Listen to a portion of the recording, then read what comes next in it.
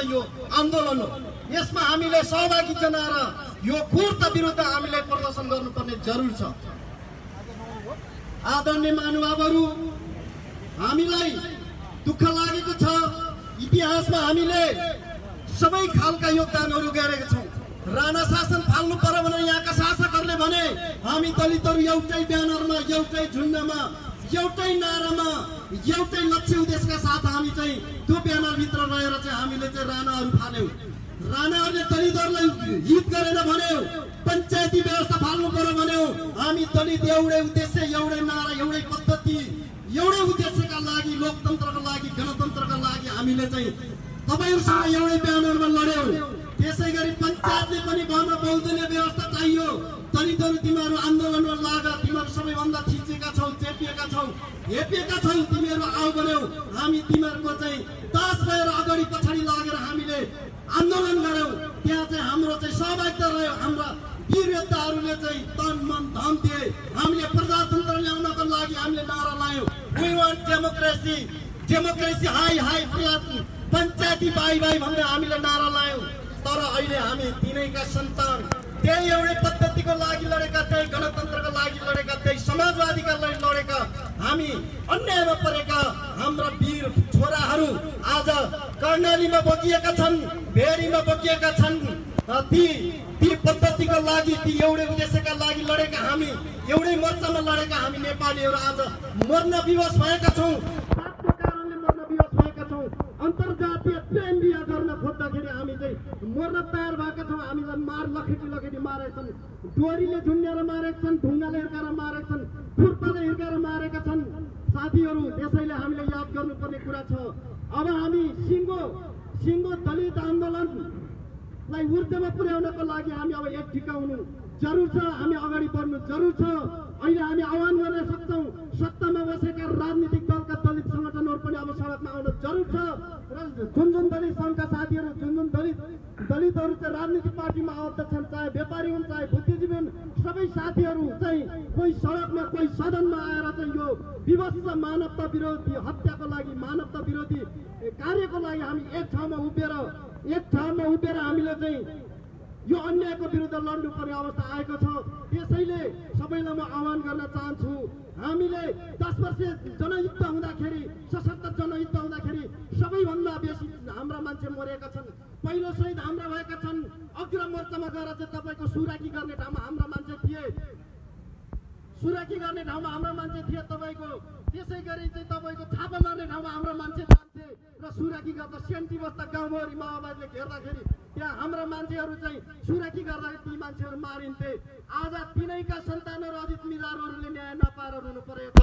मनबिरे कामीहरूले चुलो छुँदाखेरि चाहिँ हामीले अन्याय सहनु परेको छ। सेते दलाईहरूले त अन्तर्जातीय बिहा गर्दाखेरि हामीले लड्नु परेछ नि। हाम्रो लागि यो प्रजातन्त्र के हो? हाम्रो लागि यो लोकतन्त्र के हो?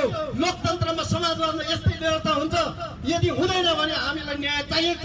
न्यायको लागि हामी लड्न सबै साथीहरू तत्पर हुनुपर्छ। र यो आन्दोलन हामी सबै जाति वर्ग समुदायको हो र यसमा चाहिँ मानवतासँग जोडिएको आन्दोलन भएकाले तपाईँ हामी सबै एक ठाउँमा आएर चाहिँ यो आन्दोलन सशक्त पुर्याउनु पर्छ र यसलाई निष्कर्षमा पुर्याउनु पर्छ भन्दै हामी सबै साथीहरूले आह्वान गर्दा तपाईँहरू घरबाट एक दिनको लागि निक्लेर यो चौरमा आएर विरोध प्रदर्शन गरौँ। घरमा बसेर चिन्ता गरेर परिवर्तन हुनेवाला छैन।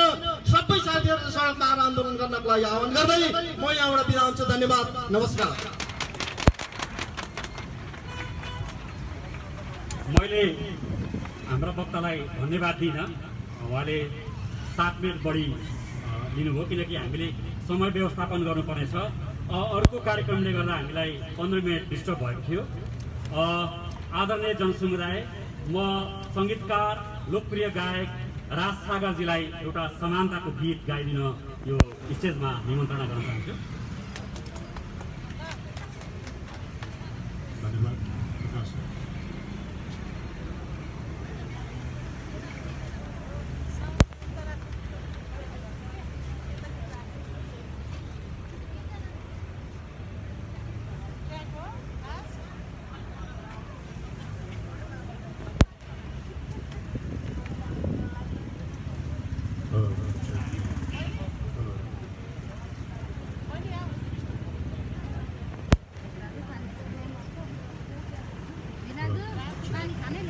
Bluetooth mode. FM mode. Sorry,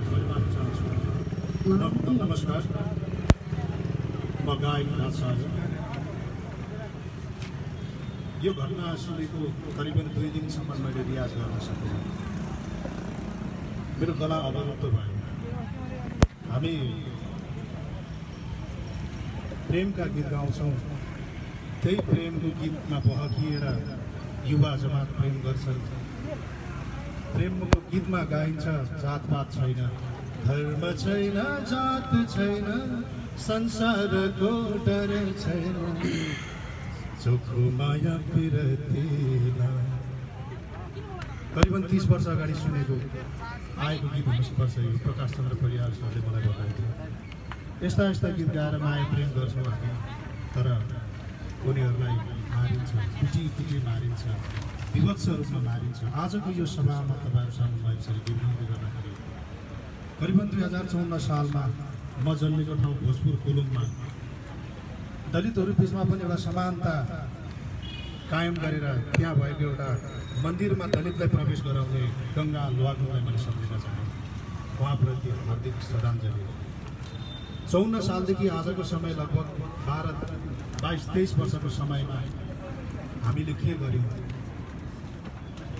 त्यतिखेर भएको समानताको ती युद्धहरू अहिले कहाँ गएका थिए बिचमा त्यति मात्रै नभनौँ 4 वर्ष अगाडि भएको एउटा नृशंस हत्याको लास अझै पनि टिचिङ हस्पिटलमा छ भन्ने बुझिन्छ त्यो 4 वर्षको पिरियडमा हामी कहाँ थियौँ वास्तवमा मैले कहिलेकाहीँ महसुस गरेँ यो हत्या हुनुको पछाडि हामी पनि हत्यारा भएर लाइनमा बसेका छौँ हुनसक्छ कोही अगाडि छन् कोही पछाडि छन् यो कुरालाई हामीले सोच्नुपर्ने दिन आएको छ यहाँहरू सामु म एउटा समान्तरको गीत गाउने उद्घोषको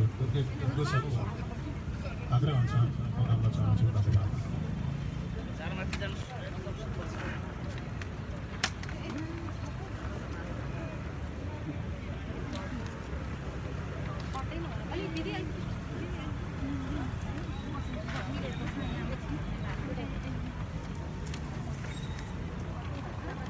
Bluetooth mode.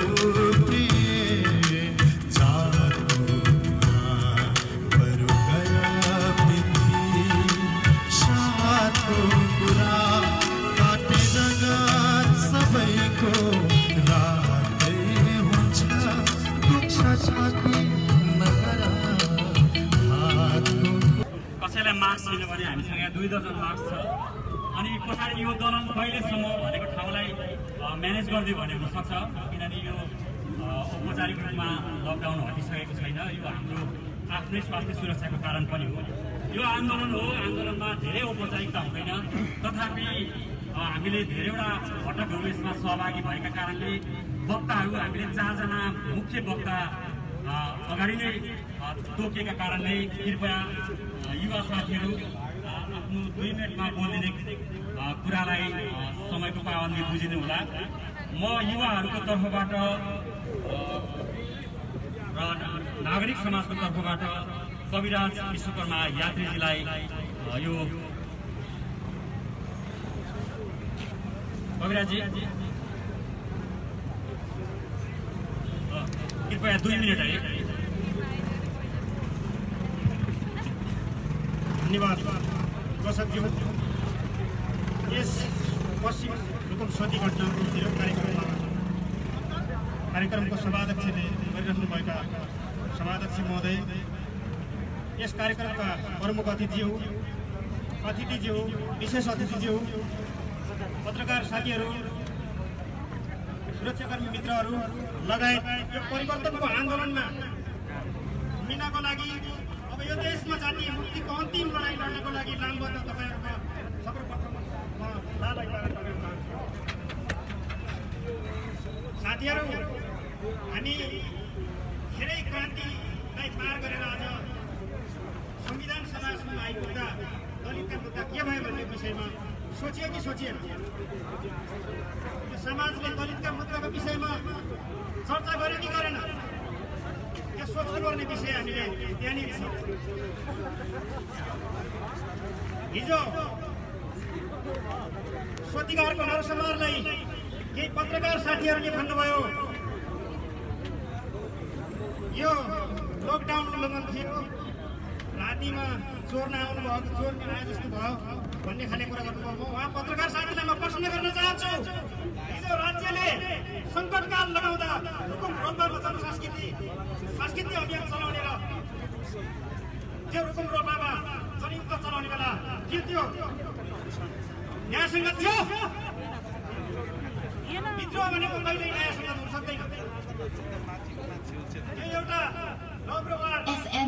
कुनै चिजमा पनि हामीले सीमा कानुनको ख्याल गर्दैनौँ त्यसो भएको हुनाले त्यहाँ पनि एउटा फ्रेमवर्क थियो उहाँ यो जातीय विभेदको उत्पीडनलाई निस्तेज गर्नको निमित्त समाजबाट निर्मूल पार्नको निमित्त म अन्तर्जातीय बिहे गरेर देखाउँछु भन्ने एउटा महान आँटका साथ उहाँ जानुभएको थियो आज हाम्रो सामु उहाँ हुनु भएन यो दुःखको विषय हो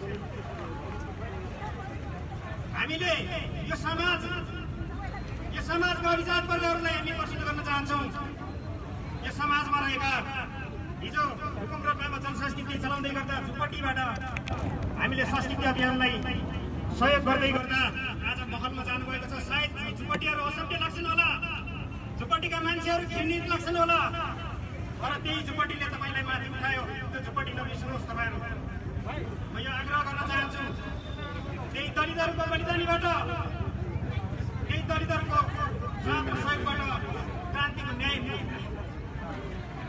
कमान्डर भएर संविधान सभामा प्रवेश गर्दै गर्दा त्यो भव्य तव्य थियो भनेर जुन दिनुभयो त्यो म प्रश्न गर्न चाहन्छु के त्यो भव्य तव्य थियो त के यो समाजले त स्वीकार्न सक्छ हामी आम दलितमाथिको यो सिंहको प्रहार हो यो दलितहरूमाथिको सिंहको हस्तक्षेप हो यस कारणले गर्दा दलित मुक्तिको आन्दोलनलाई निर्णायक नहुन्जेलसम्म हामी यसै गरी लड्नेछौँ दलितका मुद्दाहरू यसरी उठाउनेछौँ र यदि फेरि पनि यो क्रान्तिलाई सम्झौतामा जोडियो भने फेरि त्यो क्रान्तिको उठान हामी गर्नेछौँ भन्दै म आफ्नो दुई शब्द बुझेँ धन्यवाद। म राष्ट्रिय प्रजातान्त्रिक पीडित उत्थान संगठनको नेता मीना स्वर्णकारलाई आफ्नो ऐक्यबद्धता मन्तव्यको लागि आग्रह गर्न चाहन्छु। कृपया 3 मिनट।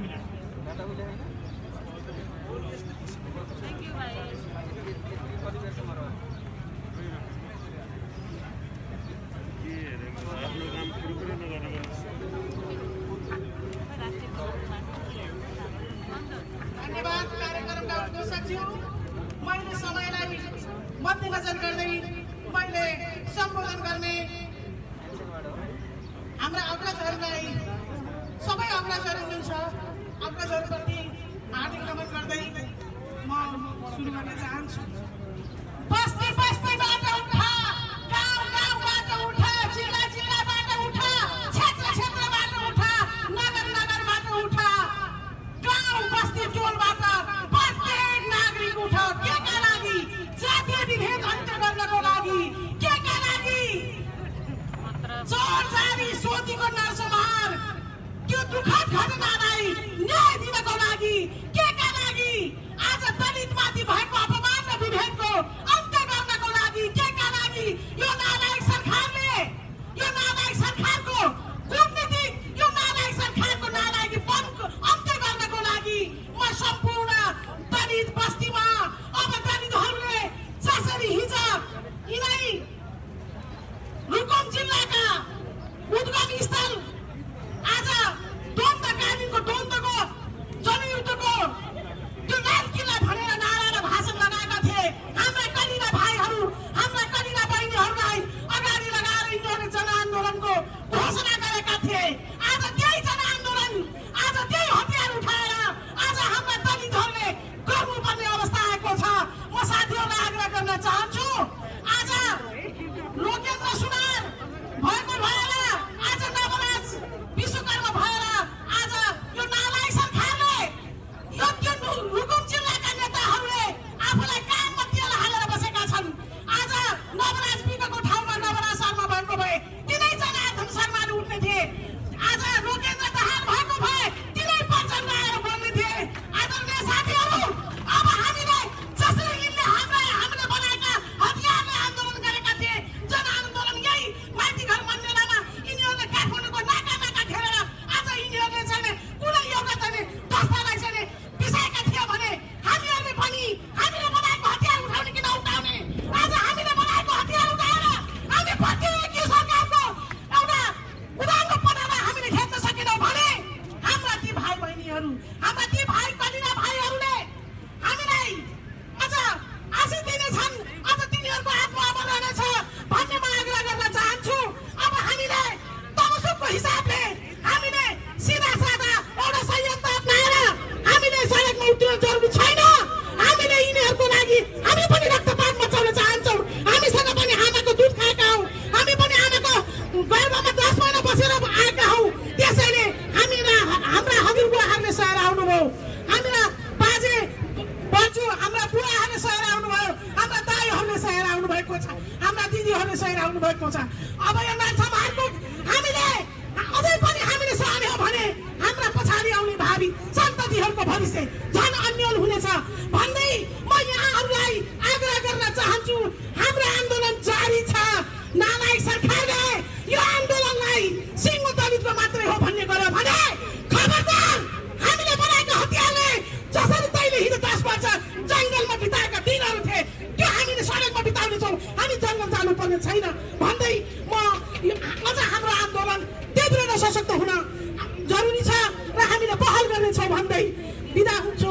हस्त धन्यवाद। धन्यवाद, नमस्कार। धन्यवाद। म आन्दोलनको घटकका एक नेता लक्ष्मण बर्देवालाई 3 मिनटमा आफ्नो ऐक्यबद्धता मन्तव्यको लागि गर्छु। धन्यवाद। डिएनएफका कोषाध्यक्ष जितेन्द्र पासवानजी, नागरिक समाजका तर्फबाट धन्यवाद। अब हामी मूल वक्तामा प्रवेश गर्दैछौँ। नागरिक समाजका अगुवा विश्लेषक श्याम श्रेष्ठलाई रुकुम नरसंहार विरुद्धको यो धरना तथा विरोध कार्यक्रममा आफ्नो मन्तव्य राखिदिनु हार्दिक अनुरोध। श्याम श्रेष्ठ।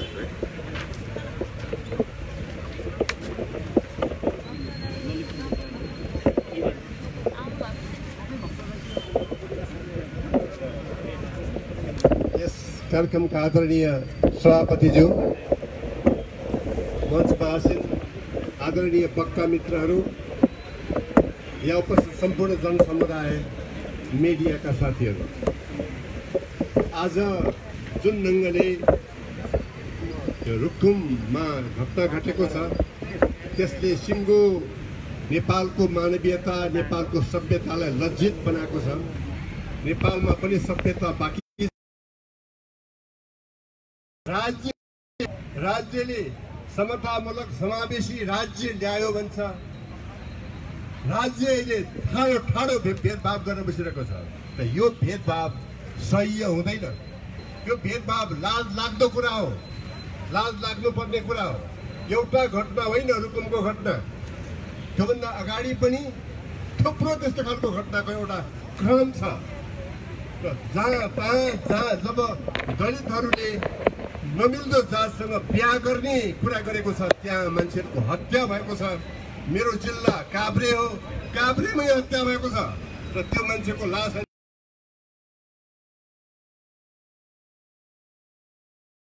त्यस कारणले यो रुकुमको घटना फेरि अर्को हिसाबले पनि लाज लाग्दो हो। किन हो भनेदेखि रोल्पा र रुकुम जनयुद्धको केन्द्र थियो, राजधानी थियो। जनयुद्धले के सिकाएछ त मान्छेहरूलाई, के शिक्षा दिएछ, के संस्कृति दिएछ भन्ने कुरामा यसले ठाडो प्रश्न चिन्ह खडा गरेको छ। ती मान्छे वडाध्यक्ष जसले लखेट्ने काम गर्यो नवराज विकलाई, ढुङ्गा हान्ने काम गर्यो नवराज विकलाई, त्यसको नेतृत्व गर्यो, उनी आफै नेकपाका मान्छे हुन्। त नेकपाले के सिकायो त यो ढङ्गले जुन घटना घटेको छ त्यसले के देखाउँछ त भनेदेखि हामीहरूले त्यो राजनीति त बदलेछौँ, राजनैतिक प्रणाली त बदलेछौँ, तर हामीहरूले संस्कृति बदलिने काम गरिन्छौँ। हामीले सिस्टम चेन्ज गरिन्छौँ। हामीले पात्र मात्र परिवर्तन गरेछौँ। पात्र कस्तो भयो भनेदेखि यहाँको खोक्रोबाट, यहाँको एउटा उबाट, यहाँबाट प्रचण्ड हुल्दिने, त्यहाँबाट कमल थापा निस्किन्छ। त्यस्तो खालको एउटा सिस्टममा हाम्रा जम्मै नेताहरू हुनेका छन् र जम्मै नेताहरू बदलिएका छन्। सिंहदरबार जस्ताको जस्तै छ, त्यो त्यत्तिकै भेदभावकारी छ, त्यो त्यत्तिकै अन्यायकारी छ। त्यो अहिले पनि समतामूलक हुन सकेको छैन, अहिले पनि न्यायपूर्ण हुन सकेको छैन। तर नेताहरू चाहिँ बदलिएका छन्। अहिले पनि म देखिरहेको छु यहाँ नेताहरू, संस्थागत पार्टीका नेताहरू, यो संस्थागत पार्टीका नेताहरू, दलित नेताहरू खोइ भनेर म आउतीजीलाई सोध्दै थिएँ, ती नेताहरू यहाँ देखिँदैन। अनि आफ्नो पार्टीले अत्याचार गरे पछाडि त्यो अत्याचार ठिक भन्ने खालको कुराले यो दलित आन्दोलनलाई कमजोर बनाएको छ। वास्तवमा अहिले नवराज विक जुन ढङ्गले नवराज विक र नवराज विकका साथीहरूको जुन ढङ्गले हत्या भएको छ त्यो नृशंस हत्या हो। त्यसको कडाभन्दा कडा कारबाही हुनुपर्छ। तिनका परिवारले क्षतिपूर्ति पाउनुपर्छ। उपचारको सुविधा चाहिँ पाउनुपर्छ। राज्यले अहिले पनि सुन्दैछु, राज्यले उपचार दिइरहेको छैन, क्षतिपूर्ति दिइरहेको छैन र त्यो घटनालाई सामसुम पार्नेतिर राज्य लम्किरहेको छ। वडाध्यक्षको नेतृत्वमा त्यो घटनालाई फेरि पनि के पनि होइन, त्यो मान्छेहरू के अरे यो उसमा लकडाउनमा आएका थिए, लकडाउन तोडेको हुनाले मान्छेले लखेटेको भन्ने खालको। गाउँमा लकडाउन हुँदैन, यो कुराहरू थाहा पाए हुन्छ। गाउँमा लकडाउनको कुनै स्थिति छैन। लकडाउन भनेको सहरको लागि हो, गाउँमा त फ्री छ। त्यो अहिले त्यहाँ मान्छेहरू किनभने त्यहाँ रोगको प्रकोपै छैन। प्रकोपै नभएको ठाउँमा के को लकडाउन? त्यो स्थितिमा लकडाउन भएर भएको होइन, त्यो दलितै हुनको कारणले लखेटिएको हो, दलितै लिनको कारण लखेटिएको हो। घटनाक्रम अलिकति जाने हो भने त दलित केटी त्यहाँ गएर 4-5 दिन बिताएको स्थिति हो नि। यदि रोक्ने हो भने त त्यतिखेर किन रोकेन? जतिखेर गएको थियो लिन आए पछाडि केटीले नै लिन आऊ भनेर भनिसके पछाडि अनि त्यहाँ पछाडि लखेटेर मार्ने भनेको कुरा यो ज्यादै नै अन्यायपूर्ण कुरा हो, अमानवीय कुरा हो। यो चाहिँ ठुलो अपराध हो, यो मानवता विरुद्धको अपराध हो। मान्छेको प्रेम रहन सक्छ, प्रेम रहनको लागि जात चाहिँदैन। जुनसुकै जातको जुनसुकै मान्छेसँग प्रेम रहन सक्छ। हामीले यदि खोज्ने नि हो भनेदेखि इतिहासै खोज्ने हो भने वेद व्यास जसलाई अहिले हिन्दू धर्मावलम्बीहरू ठुलो मान्छे भनेर बुझ्छन्, उनी दलित थिए, दलितका छोराछोरी थिए। उनका बाउ पराशर ऋषि आफै शूद्र थिए। त शूद्र त्यतिखेरको शूद्र पराशर ऋषि पूज्य हुने, त्यतिखेरको व्यास ऋषि अहिले पूज्य हुने। तर अहिलेको दलितहरू जसले सारा श्रम गर्छन्, सम्पूर्णलाई पनि शिल्प दिन्छन्, सबैलाई उनीहरूको हँसिया घरमा हुल्लो हुने, उनीहरूले बनाएको सारा औजार घरमा हुल्लो हुने, उनीहरूको सबै कुराहरू उनीहरूको श्रम घरमा हुल्लो हुने। तर उनीहरू हुल्लो नहुने यो खालको एउटा संस्कृति हाम्रो घर घरमा बसेको छ, हाम्रो गाउँबाट हटेको छैन। एउटा भुल हामीबाट भएछ। हामीले संविधान बदले पछाडि यो बदलिन्छ भन्ने ठान्यौँ, तर संविधानको पातोमा लेख्दैमा त्यो संस्कृति बदलिँदो रहेछ है। संविधानको पाटोमा लेख्नु सकारात्मक कुरा हो, नलेख्नु भन्दा त्यो धेरै राम्रो कुरा हो, अग्रगामी कुरा हो त्यो। तर त्यो एक कदम मात्रै हो, त्यो पहिलो कदम मात्रै हो। लामो यात्रा हामीले चल्नु बाँकी छ। अहिले पनि दलितहरूको लागि जुन अन्याय हुन्छ, महिलाहरूको लागि जुन अन्याय हुन्छ, जनजातिको लागि जुन अन्याय हुन्छ, त्यो अन्याय जस्ताको तस्ता बाँकी छ। टाउकोमा बसेको भेदभाव हटेको छैन। टाउकोमा बसेको सांस्कृतिक रूपमा दलितहरू भनेको निम्न नि हो, जनजाति भनेको निम्न नि हो, मधेसी भनेको निम्न नि हो, महिलाहरू भनेको त सबभन्दा निम्न हो भन्ने यो खालको जुन एउटा टाउकोमा बसेको छ, त्यो संस्कृतिलाई हटाउनुको लागि ठुलै आन्दोलन चलाउनु जरुरी छ। अहिले हामी यहाँ लड्दैछौँ, अमेरिकामा पनि जातीय लडाइँ हुँदैछ। त्यहाँको जस्तो सबै उसका मान्छेहरू चाहिँ एक ढिक्का भएर लडिरहेछ, सेतो पनि कालो पनि। कालोलाई अन्याय भएर यहाँको जर्ज फ्लोइड भन्ने मान्छेलाई मारिएको हुनाले सारा मान्छेहरू उत्रेका छन्। अहिले दलितहरू मानिँदा पनि त्यसै गरी नेपालमा सारा मान्छेहरू उत्रनु पर्ने हो। सिङ्गो नेपाल त्यतिखेर सडकमा हुनुपर्ने हो, तर त्यो भइराखेको छैन। अहिले राम्रो कुरा के भयो भनेदेखि हामी यहाँ अहिले आइरहेका छौँ, मैले यहाँ देखिरहेका छु रविन्द्र मिश्रजी आइराख्नु भएको छ। उहाँ त ब्राह्मण होला होइन, म नेवार हो, हाम्रो साथ छ।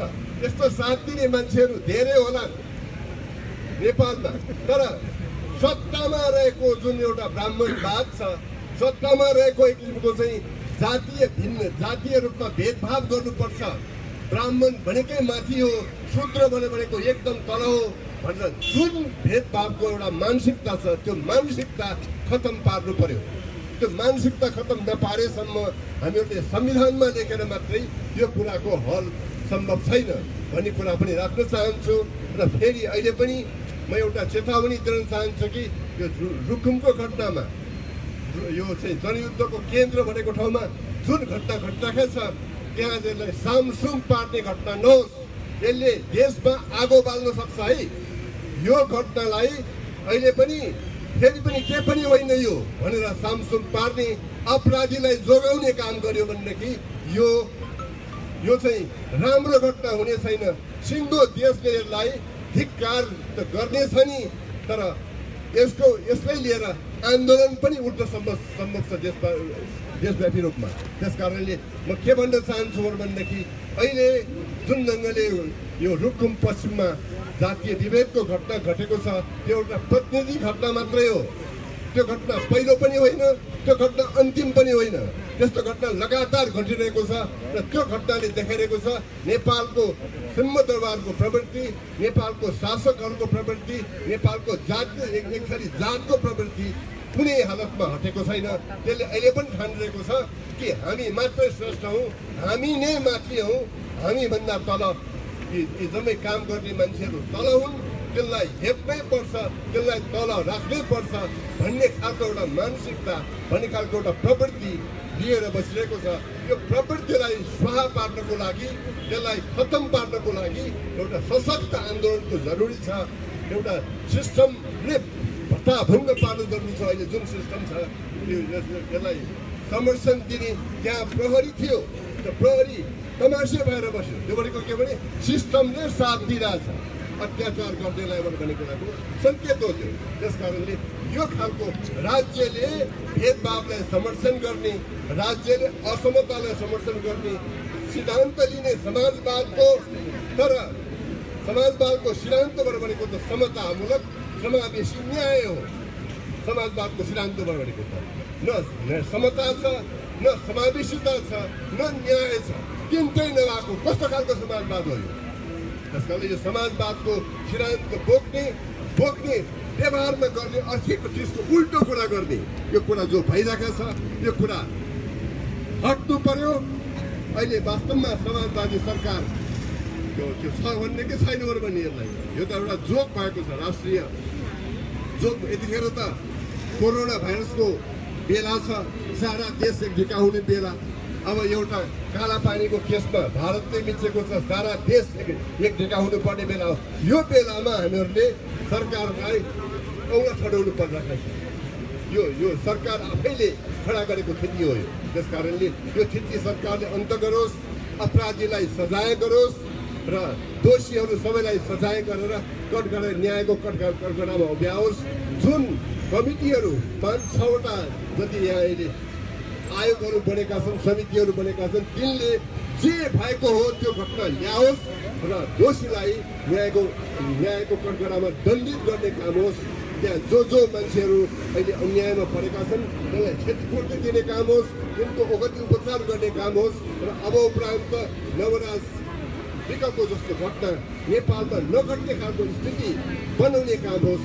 यति कुरा भन्दै म आफ्नो भनाइ चिन्त्याउन चाहन्छु। धन्यवाद। धन्यवाद विश्लेषक नागरिक समाजका अगुवा श्याम श्रेष्ठज्यू। म सङ्घीय शिल्पी मञ्चको महासचिव चर्पिला बागचनलाई आफ्नो मन्तव्यको लागि हार्दिक अनुरोध।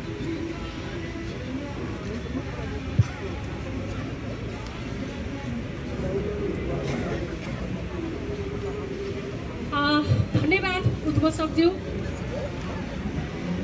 मानिस एकै हो नि, फरक किन भयो? मानिस एकै हो नि, फरक किन भयो? सिप चल्छ श्रम चल्छ, पानी नचल्ने भयो। सिप चल्छ श्रम चल्छ, पानी नचल्ने भयो। आदरणीय यस धरना तथा विरोध कार्यक्रमका सभाध्यक्षज्यू, प्रमुख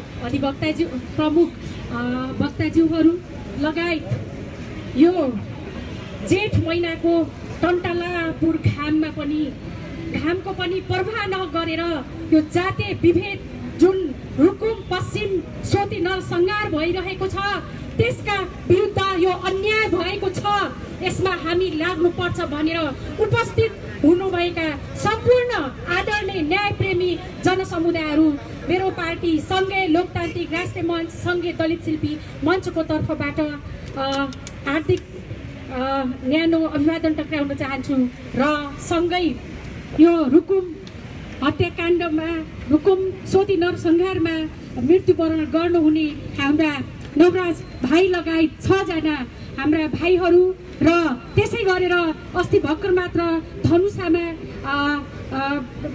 जिल्ला प्रहरी प्रशासनभित्र नै झुन्डिएर मर्यो भन्ने झुटो आरोप लागेको छ। त्यो बारेमा त छलफल गर्न बाँकी नै छ। शम्भु सदा भाइ जस्तै अहिले पनि 5 वर्ष 4 वर्ष भइसक्यो टिचिङ हस्पिटलमा उहाँको शव छ। अजित मिजार भाइ, सम्पूर्ण जातीय विभेदका निमित्त आफ्नो आहुति दिने सम्पूर्ण हाम्रा शहीदहरूलाई भन्न चाहन्छु, हार्दिक श्रद्धाञ्जली गर्न चाहन्छु र अब भन्न चाहन्छु जातीय विभेदको प्रकोष्ठले चुली नागिसक्यो आदरणीय न्याय समुदायहरू।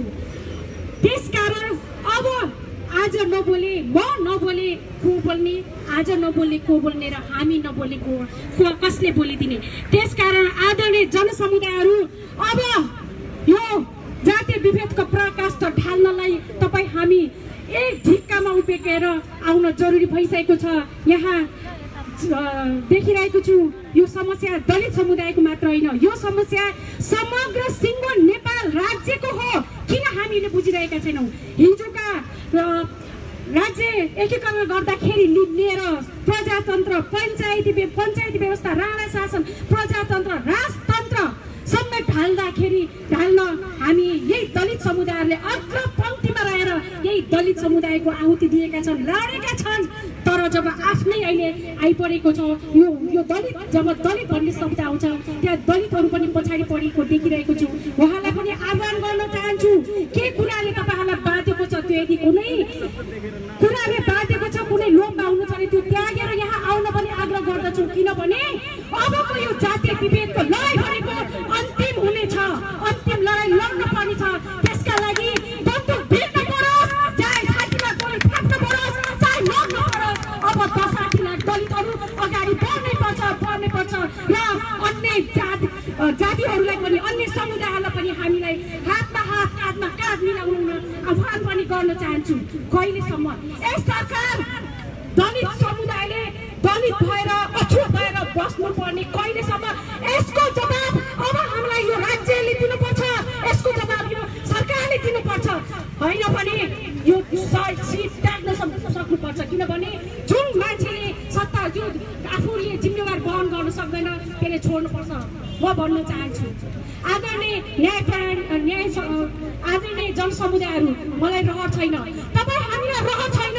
यो विश्व कोरोनाले आक्रान्तित भएको बेलामा जिउको आश नगर्दै यस्तो प्रचण्ड घाममा पनि तपाईँ हामी आज एउटै कारणले उभिएका छौँ, त्यो भनेको यो देशमा अति भइसकेको छ, जातीय विभेद अति भएको छ। कहिलेसम्म?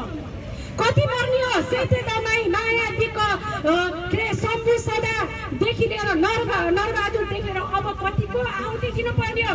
यदि साँच्चीकै आहुति दिएर यो जातीय विभेद हुन्छ भने पहिलो गोली थाप्न यो शर्मिला बाँच्छन् तयार छ, हाम्रो जातीय विभेद अन्त्य गर। होइन भने 60 लाख दलितहरूले हतियार बनाउने हातले जब उठ्यो भने के हुन्छ त्यो बुझ्नुपर्छ। अझ एउटा कुरा भन्न चाहन्छु, इतिहास बुझ्न चाहन्छ जसले इतिहासले बुझेन उसले भविष्य निर्माण गर्न सक्दैन। र पूर्व वक्ता हाम्रो साथीले भन्नुभएको थियो हामी कमजोर होइन है साथी हो।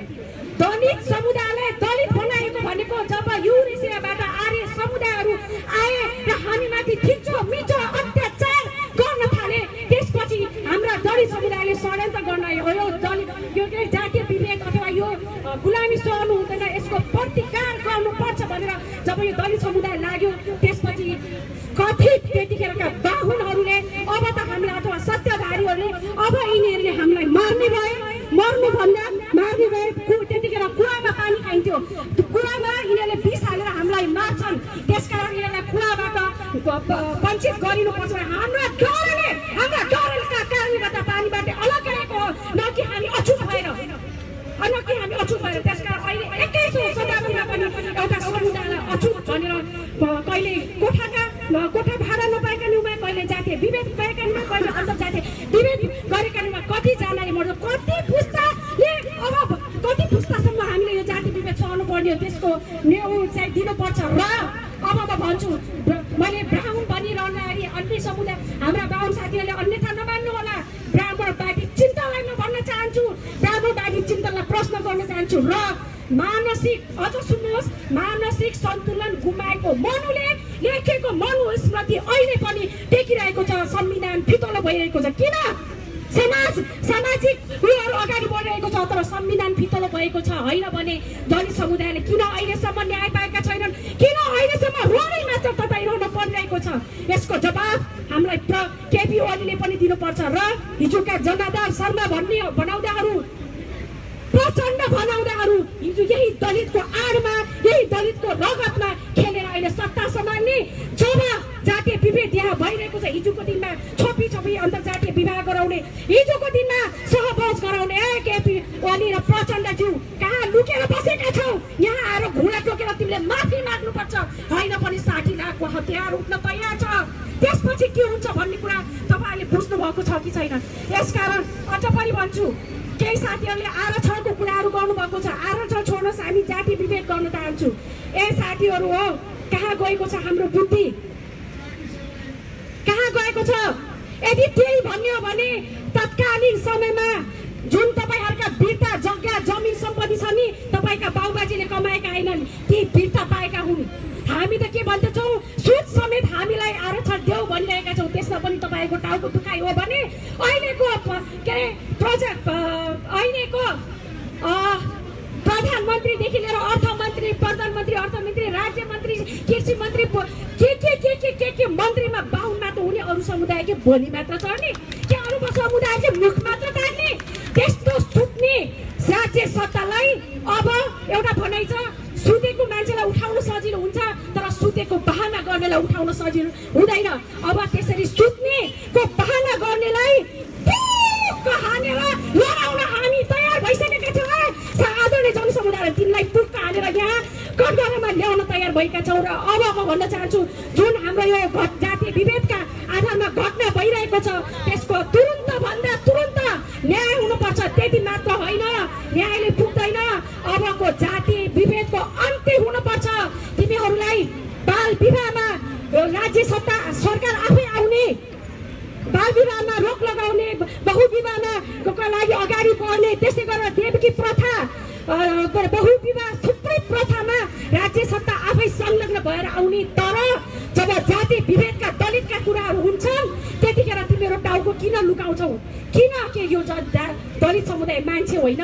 तपाईँ दलित समुदाय र गैर दलित समुदायमा यदि कुनै फरक छ भने भनिदेऊ। त्यही रगत तिमीमा पनि बगेको छ, त्यही रगतमा यदि कसैको रगत सेतो छ भने त्यो सेतो भएर देखाऊ। होइन भने एउटा मनु, अझ भन्न चाहन्छु, मानसिक सन्तुलन गुमेको मनुले मनु स्मृतिमा ब्रह्माको मुखबाट बाहुन जन्मियो, छातीबाट के छेत्री जन्मियो, नाभिबाट पैसे जन्मियो, पैतालाबाट दलित जन्मियो रे। ए आदरणीय जनसमुदायहरू, के पैतालाबाट मान्छे जन्मेको देख्नु भएको छ?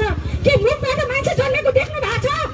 देख्नु भएको छ भने देखाउनुहोस्। होइन भने तिमी पैतालाबाट जन्मेको, तिमी दलित हौ भन्ने अधिकार कसले दियो तिमीलाई? खबरदार, आजका उपरान्त कसैले दलित शब्द र होच्याउने प्रकाश दुस्साहस मात्र गर्यो भने यो सिङ्गो दलित समुदायहरूले भिड्न तयार छ र गर्न चाहन्छु भन्दै अन्त्यमा पनि भन्न चाहन्छु, म नलडे कसले लड्ने र आज नलडे कसले लड्ने भन्दै र भनिन्छ यदि हामीले अहिले यो आफ्नो अधिकारका लागि लडेनौँ भने हामी त मर्नेछौँ, हाम्रा सन्तति पनि गुलाम भएर मर्नेछन्। तर लड्दा लड्दै हामी मर्यो भने हाम्रो बदला लिन हाम्रा सन्ततिहरू हाम्रो पछि लागेर मर्नेछन् र यो अत्याचारको विरोध गर्नेछन् भन्ने कुरा राख्दै आफ्ना भनाइहरू केही अन्त्य गर्छु। हस्, धन्यवाद। जय दलित शिल्पी।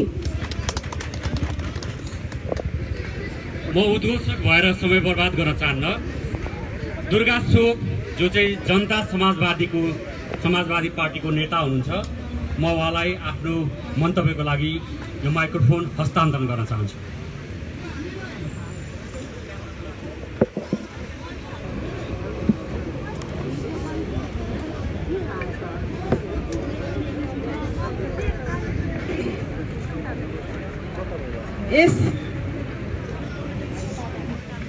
यो विरोध कार्यक्रमका आजका प्रमुख वक्ता हाम्रा नेतागणज्यूहरू, सम्पूर्ण न्यायप्रेमी साथीहरू र उपस्थित मिडियाका साथीहरू,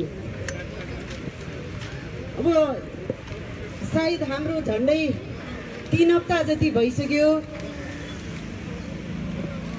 यो नवराज विक लगायत 6 जना होनहार युवाहरूको जुन विभत्स हत्या, सामूहिक हत्या भएको छ, त्यसको न्यायको लागि यो कुनै पनि कुराको परवाह नगरी यो जुन आत्मसम्मान र न्यायको लडाइँको लागि तपाईँहरू जुन उपस्थित हुनुहुन्छ, लागि पर्नु भएको छ, म म सबै साथीहरूलाई चाहिँ सल्युट गर्न चाहन्छु, धन्यवाद दिन चाहन्छु। र यो हाम्रो कुनै रहरभन्दा पनि यस्तो विषम परिस्थितिमा, यस्तो महामारी अवस्थामा यसरी आउनुपर्ने जुन खालको बाध्यता छ, यो न्यायको लागि, यो समानताको लागि, यो अधिकारको लागि, यो सम्मानको लागि यो लडाईँ हामी लडिरहेका छौँ। र विशेष गरेर मैले अब यो जुन नेपालमा सङ्घीय लोकतान्त्रिक गणतन्त्र स्थापना भइसकेपछि थुप्रै दलितहरूले प्रेम गरेको आधारमा, थुप्रै दलितहरूले अन्तर्जातीय विवाह गरेको आधारमा, अन्तर्जातीय प्रेम गरेको आधारमा उनीहरू मारिनु परेको छ, उनीहरू कुटिनु परेको छ, उनीहरूको घर जलाइएको छ, उनीहरूलाई सामाजिक बहिष्कार गरेको छ, उनीहरूले थुप्रै समस्याहरू भोग्नु परेको छ। यो कस्तो व्यवस्था हो? हामीले योभन्दा अर्को कुन व्यवस्था चाहिने हो जहाँ दलितलाई चाहिँ आत्मसम्मान साथ बाँच्न पाउने, आत्मसम्मान साथ उसले समान अधिकार पाउने, र यहाँ दलित भएर जातका आधारमा जुन खालको भेदभाव र छुवाछुत छ त्यो नभएर एउटा समान मानवको व्यवहार उसले कहिले पाउने हो? अघि पनि तपाईँहरूका हात हातमा विभिन्न खालका नाराहरू तपाईँहरूले बोकिरहनु भएको छ कि कहिलेसम्म अजित मितार, कहिलेसम्म नवराज विक जस्ता भाइहरू बहिनीहरूले अन्तर्जातीय प्रेम गरेका आधारमा, अन्तर्जातीय विवाह गरेको आधारमा उनीहरू मारिनु पर्ने, उनीहरू कुटिनु पर्ने, र त्यस्ता कुटिनु पर्ने, मारिनु पर्ने जुन समाज छ जसले जुन अपराध गरिरहेको छ, ती अपराधीलाई फेरि त्यही नेताहरूले, त्यही पार्टीका मान्छेहरूले उनीहरूलाई संरक्षण गर्ने, उनीहरूलाई चाहिँ बचाउने, र त्यही अब जातिका मान्छेले उनीहरूलाई बचाउने कामहरू गरेसम्म यस्ता खालका यो जुन नरसंहार, जुन खालको यस्ता खालका विध्वंस हत्याहरू जुन भइरहेका छन् यो रोकिन सकिँदैन। त्यसैले साथीहरू मैले चाहिँ के भन्न यहाँ चाहन्छु भन्दाखेरि चाहिँ हेर्नुहोस्, हामीले भिख मागिरहेछौँ, न्यायको भिख मागेका छौँ। यहाँ चाहिँ हामी यसरी बसेका छौँ, यो पनि हाम्रो भिख मागेका हौँ। हामीले बहुत इमान्दार साथ, बहुत शान्त, बहुत भद्र भएर, बहुत इमान्दार साथ ल सरकार, ल राज्य, हामीलाई चाहिँ न्याय चाहियो, हामी समानता चाहियो, हामी विभेद अन्त्य गरिदियो भनेर हामी यसरी हातमा ब्यानर बोकेर, हातमा प्ले कार्ड बोकेर हामी भिख मागिरहेका छौँ। अनि हामी चाहिँ फेरि त्यो घोषणा मेमोरेन्डम लगेर अनि हामी चाहिँ गृहमन्त्रीलाई भेट्न जान्छौँ। हामीलाई न्याय चाहियो, हामीलाई न्याय चाहियो। प्रधानमन्त्रीलाई त हामी भेट्नै पाउँदैनौँ। अनि हामी विभिन्न ठाउँमा जान्छौँ, हामीलाई न्याय चाहियो भनेर, अनि हामी नारा लगाउँछौँ, हामी र्याली निकाल्छौँ, हाम्रा कुराहरू, हाम्रा विचारहरू हामी सोसियल मिडियाबाट अभिव्यक्त गर्छौँ। त्यो धेरै भद्र भलादमी तरिकाले गरेर हामीले न्याय पाउन सकेनौँ साथीहरू। त्यसैले अब हामीले अर्को रणनीति लिनुपर्छ। अब हामी एक्सन ओरिएन्टेड भएर आफ्नो न्यायको लागि, आफ्नो सम्मानको लागि हामी लड्नुपर्ने छ। त्यसैले अहिले जुन अमेरिकामा अश्वेत नागरिकलाई पुलिसले जसरी हत्या गरेर अहिले अमेरिका जस्तो एउटा शक्तिशाली देशमा चाहिँ जुन खालको एउटले तपाईँको सम्पूर्ण गोरे, सम्पूर्ण त्यहाँका एसियनहरू र सम्पूर्ण भनौँ न त्यहाँको अमेरिकनहरूले चाहिँ उनीहरूलाई साथ दिएर त्यहाँको शक्तिशाली एउटा जुन राज्य छ, जुन देश छ र त्यहाँको सिस्टम छ त्यसलाई हल्लाउने काम गरेको छ। अहिले तपाईँलाई थाहा छ त्यहाँ अहिले शम्भु सदा यो पर्सामा कसनडीमा उसलाई मारिएको छ होइन, शम्भु सदालाई धनुषामा उसलाई मारिएको छ। अब त्यो त्यस्तै घटनाहरू चाहिँ अमेरिकामा घट्दाखेरि अहिले अमेरिकामा आगो बालेको छ, त्यहाँको सिस्टमलाई हल्लाएको छ, त्यहाँको शक्तिशाली राष्ट्र प्रमुखलाई हल्लाएको छ। त्यति मात्र होइन, विश्वका विभिन्न देशमा त्यसका विरुद्धमा चाहिँ ठुलो आवाजहरू आइरहेको छ। तर विडम्बना हाम्रो देशमा मलाई अस्ति पनि धेरै केही साथीहरूले यो सोसियल मिडियाबाट पनि त्यो कुराहरू अभिव्यक्त गरेका थिए र मलाई पनि त्यो कुरा दिमागमा असाध्यै त्यसले चाहिँ एउटा असर के पार्यो भन्दाखेरि अहिले हजारौँ युवाहरू, सचेत युवाहरू, पढे लेखेका युवाहरू अब हामी यो देशको भ्रष्टाचार, यो जुन कोरोनाका लागि राज्यले चालेको जुन कदम जसले गर्दाखेरि एउटा ठुलो नेपाली जमातलाई अथवा जनतालाई चाहिँ ठुलो असर गरिरहेको छ। 10 अरबको चाहिँ हिसाब किताब छैन। यस्तो खालको अवस्थामा जुन जागरुक भएर चाहिँ युवाहरू सडकमा आए, तर विडम्बना यत्रो 6 जना हुनहार युवाहरूलाई यसरी हत्या गरिएको छ, यसरी नरसंहार भएको छ। ती युवाको बारेमा ती युवा जमातहरूले नबोलेको देख्दा, तिनीहरूको कार्यक्रममा त्यो विषयमा प्रवेशै नपाएको देख्दा मलाई दुःख पनि लागेर आयो। हामी युवाहरू तपाईँ युवाहरूले कस्तो समाजको परिकल्पना गर्नुभएको, कस्तो खोज्नु भएको तपाईँहरूले? अबको समाज, अबको राज्य तपाईँहरूले कस्तो खोज्नु भएको? यही विभेदलाई बोकिरहने, यही छुवाछुत भइरहेकोस्, यसरी प्रेम गरेका आधारमा, अन्तर्जातीय प्रेम गरेका आधारमा र अन्तर्जातीय विवाह गरेको आधारमा मारिनुपर्ने समाज खोजिरहेका हौँ त हामी युवाले त्यही खोजेका हौँ त। यदि त्यसो हो भने त्यही भनौँ न त। भन्दाखेरि यदि यो विभेदका विरुद्धमा हामी सम्पूर्ण सचेत नागरिक, एउटा सभ्य नागरिक हामी चाहिँ अगाडि बढ्यौँ भने मलाई लाग्छ हामी यसको अन्त्य गर्न सक्छौँ। तर विडम्बना हामीले त्यति साथ पाएका छैनौँ। कसैले 2-4 शब्द लेख्दैमा, 2-4 शब्द बोल्दैमा हाम्रो समस्या समाधान हुँदैन। भित्री हृदयदेखि नै उनीहरूले चाहिँ यो समस्यालाई समाधान गर्नको लागि पर्नुपर्छ। हाम्रो बुझाइको कमी एउटा के भएको छ भन्दाखेरि म भन्छु, हाम्रा जस्ता यहाँ नेताहरू हुनुहुन्छ, हाम्रो के अरे रविन्द्र मिश्रजी, मैले एउटा सरी तपाईँको नाम रविन्द्र मिश्र जस्तो यत्रो पार्टीको नेता हुनुहुन्छ, उहाँलाई पनि बाहिर जाँदाखेरि तिम्रो देशमा त जातका आधारमा भेदभाव छ अरे, एउटा मान्छेले अर्को मान्छेलाई भेदभाव गर्छ, सेम भन्छन्, तपाईँको उनीहरूले सेम भन्छन्। तपाईँलाई थाहा छ, लाज लाग्छ त्यहाँ चाहिँ कसैले पनि मान्छेको हामी अमेरिकामा गोरा र काला रेसिजम हो, त्यो रेसिजम हो। तर हामीसँग एउटै रङ छ, एउटै भाषा छ, एउटै संस्कृति छ, एउटै वेशभूषा छ, एउटै अनुहार छ, एउटै कलर हुँदाखेरि पनि हामीलाई भेदभाव भएको छ। किन भन्दाखेरि हाम्रा पुर्खाले चाहिँ राज्यलाई पहिला चाहिँ एउटा चाहिँ के अरे सहयोग गरे, उनले चाहिँ एउटा सिप दिए, उनले राज्य समाजलाई चलाइदिए, राज्यलाई चलाइदिए। त्यो चलाए बापतको उपहार के पायो भन्दाखेरि त चाहिँ अछुत भयो।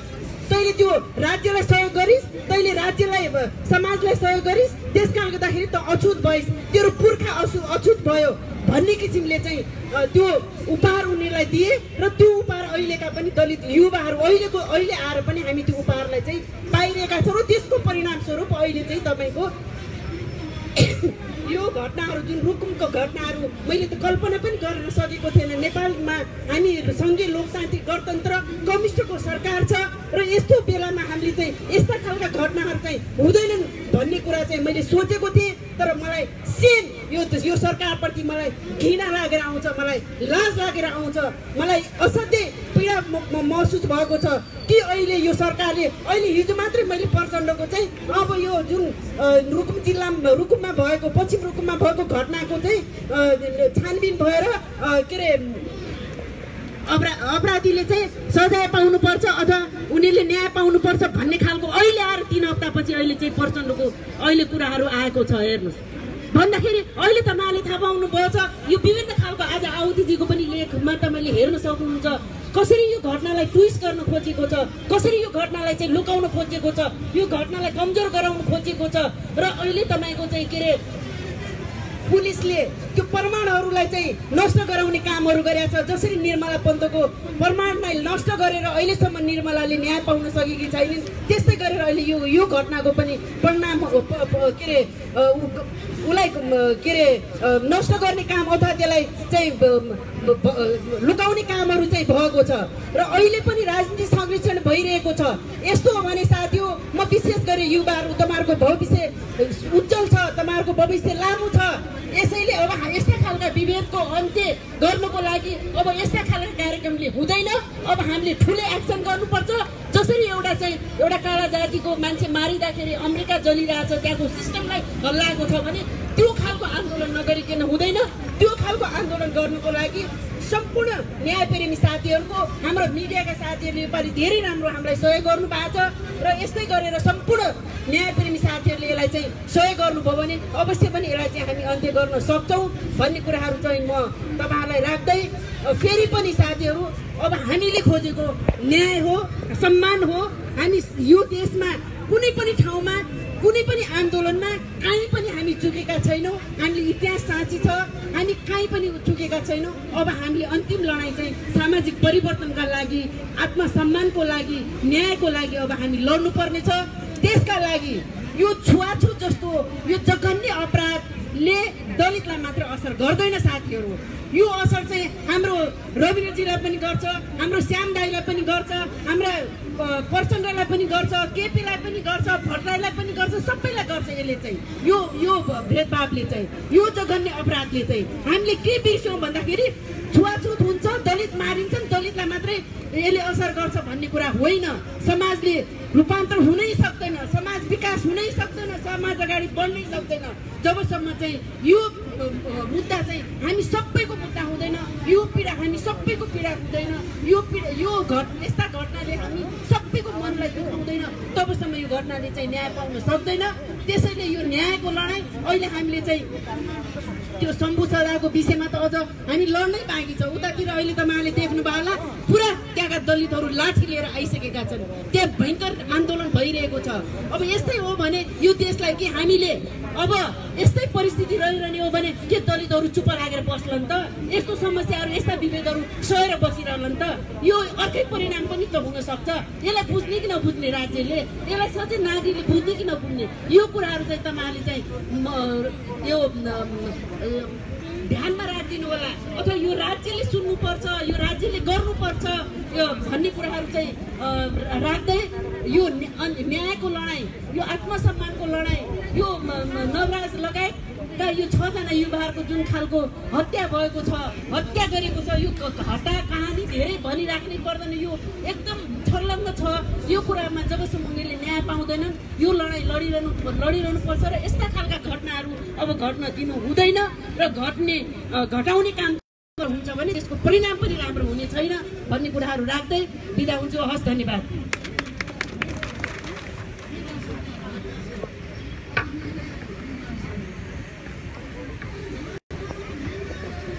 जनता समाजवादी पार्टीका नेता दुर्गा सोक, उहाँलाई धन्यवाद। अङ्गिरा पासी र शम्भु पासवान, शम्भु सदाको कुराहरू पनि यो सोती नरसंहारसँग मूल नरसंहार भएको कारणले, यो मानवता विरुद्धको अपराध भएको कारणले यो संयुक्त राजनीतिक दलित सङ्घर्ष समितिले खास गरेर यसलाई नै केन्द्रमा बनाएर अन्य घटनाहरूदेखि लिएर संविधान संशोधनसम्मको अथवा छुवाछुत, कसुर तथा सजा ऐन 2068 को संशोधनसम्मको माग राखिएको छ। अब म आजका अर्का वक्ता साझा पार्टीका संयोजक रविन्द्र मिश्रलाई यो माइक्रोफोन हस्तान्तरण गर्न चाहन्छु। रविन्द्र मिश्र।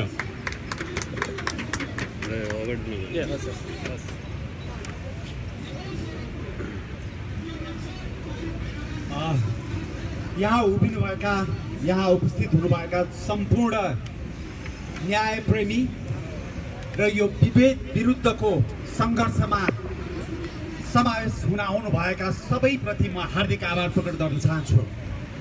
मलाई संयुक्त राजनीतिक दलित सङ्घर्ष समितिबाट आजको कार्यक्रममा आमन्त्रण गर्नुभएकोमा उहाँहरूप्रति पनि म आभार प्रकट गर्न चाहन्छु। वास्तवमा भन्ने हो भने अहिलेको समयमा आएर, अहिलेको नेपालमा आएर यसरी जम्मा भएर छुवाछुतको विरुद्ध यसरी हामीले आवाज उठाउनु पर्ने यो हामी सबैको लागि लज्जाको विषय हो। यो यति ठुलो लज्जाको विषय हो, यो कुरा गरेर साध्य छैन।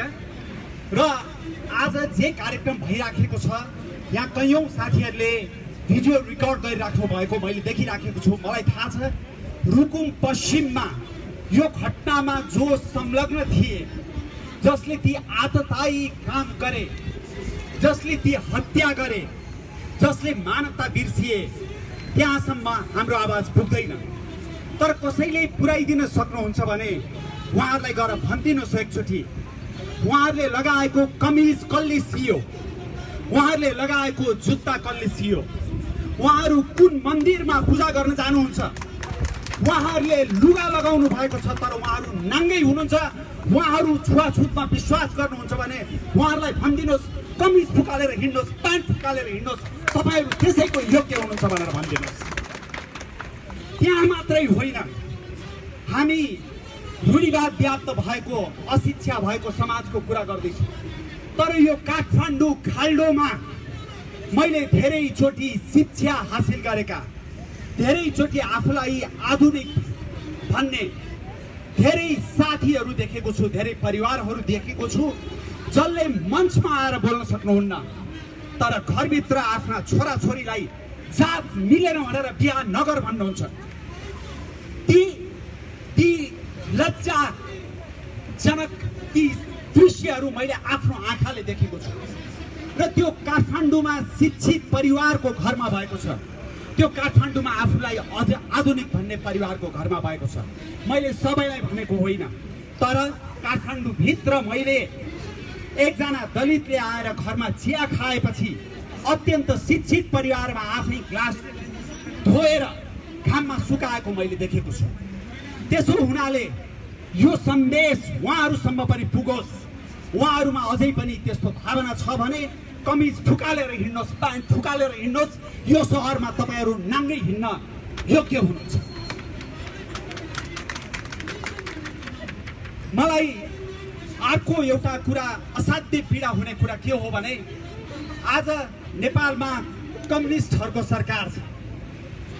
नेपालमा ठुलो बहुमत वामपन्थी धारमा विश्वास गर्छ।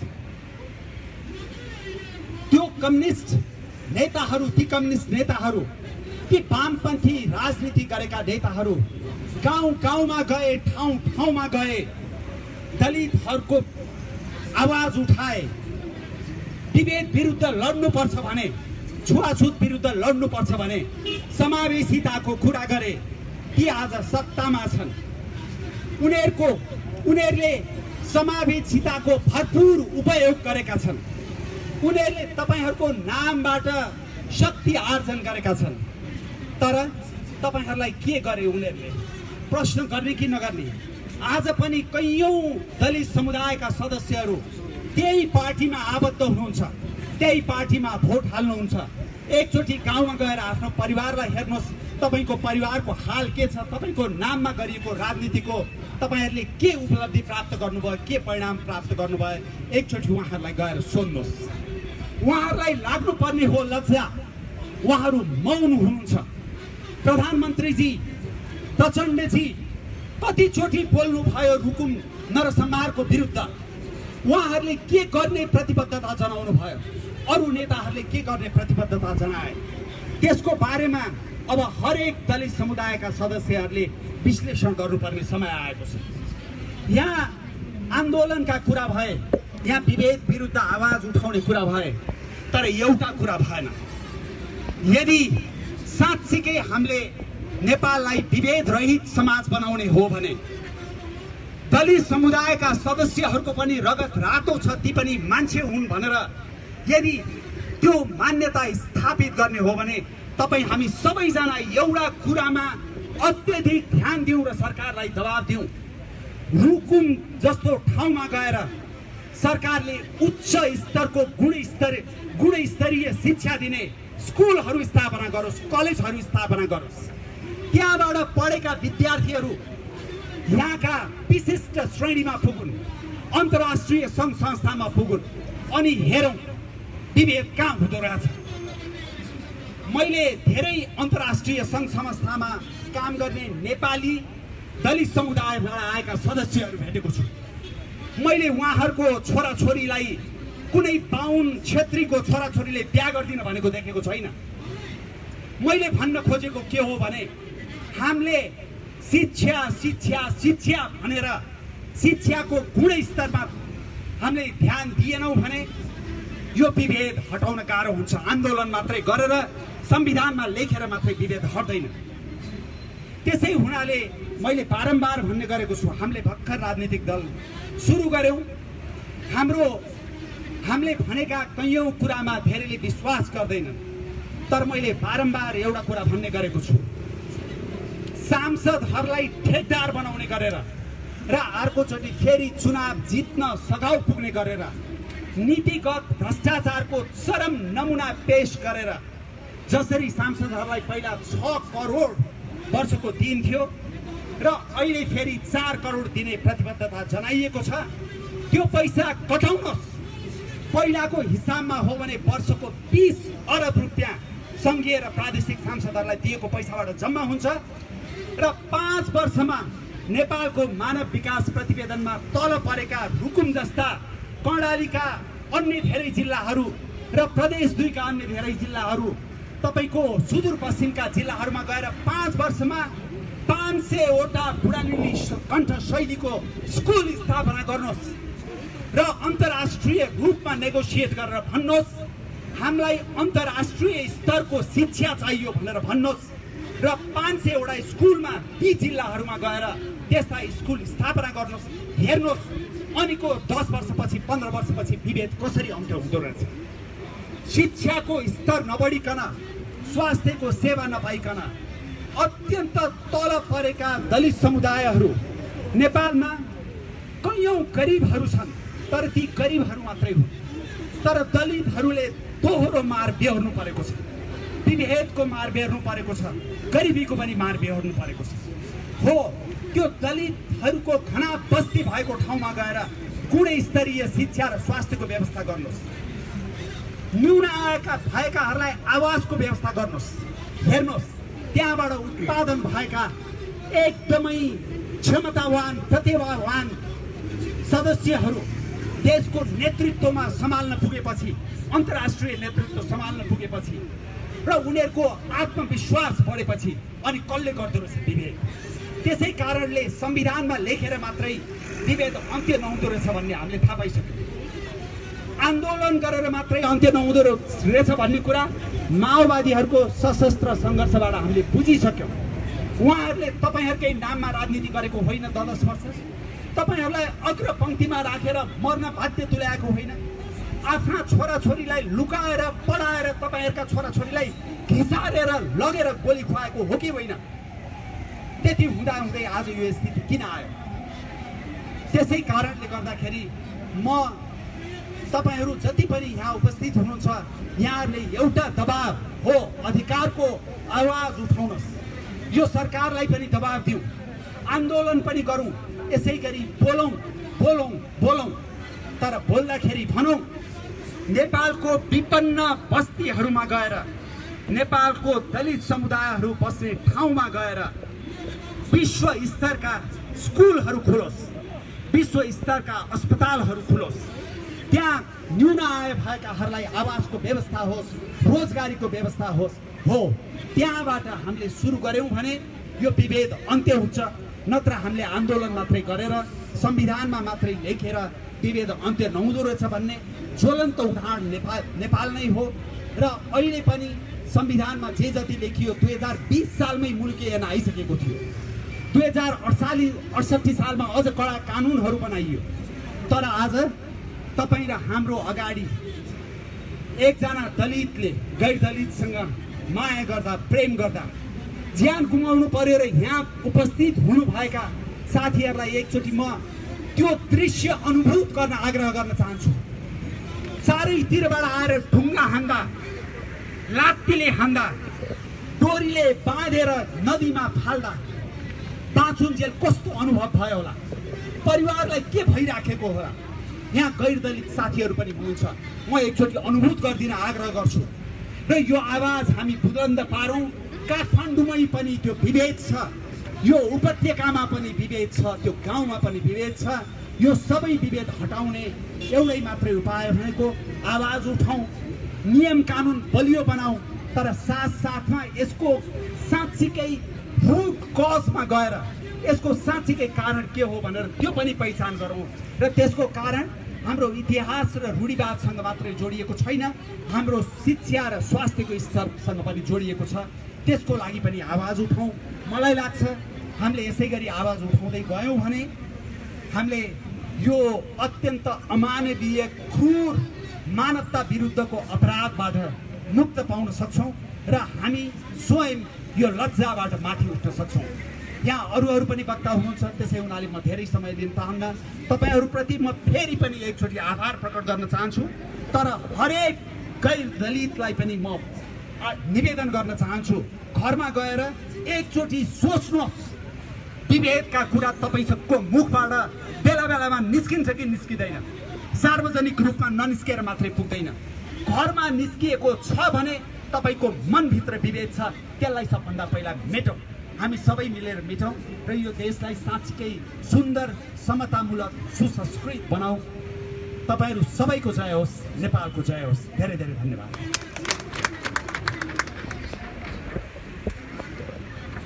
धन्यवाद साझा पार्टीका संयोजक रविन्द्र मिश्र। म आजका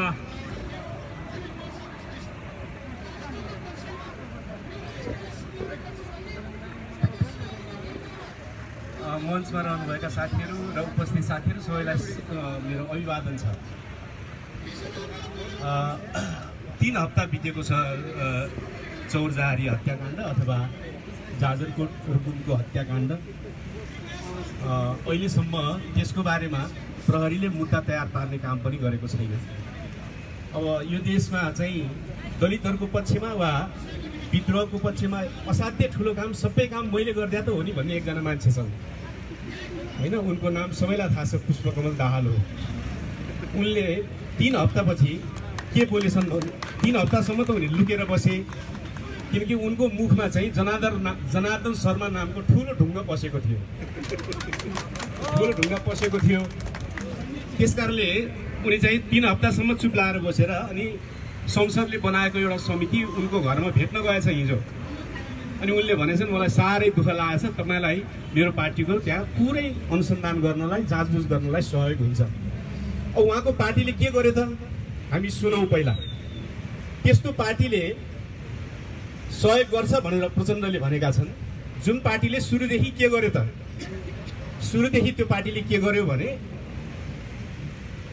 प्रेम गरेका 2 जोडीलाई पुलिस थानामा लगेर अब नभेट्ने है भनेर कबुल गर्न लगायो। त्यसपछि त्यसले के गर्यो? त्यो पार्टीकोबाट चुनिएको वडा अध्यक्षले के गर्यो? गाउँमा आएका युवाहरूलाई लखटेर मार्न लगायो।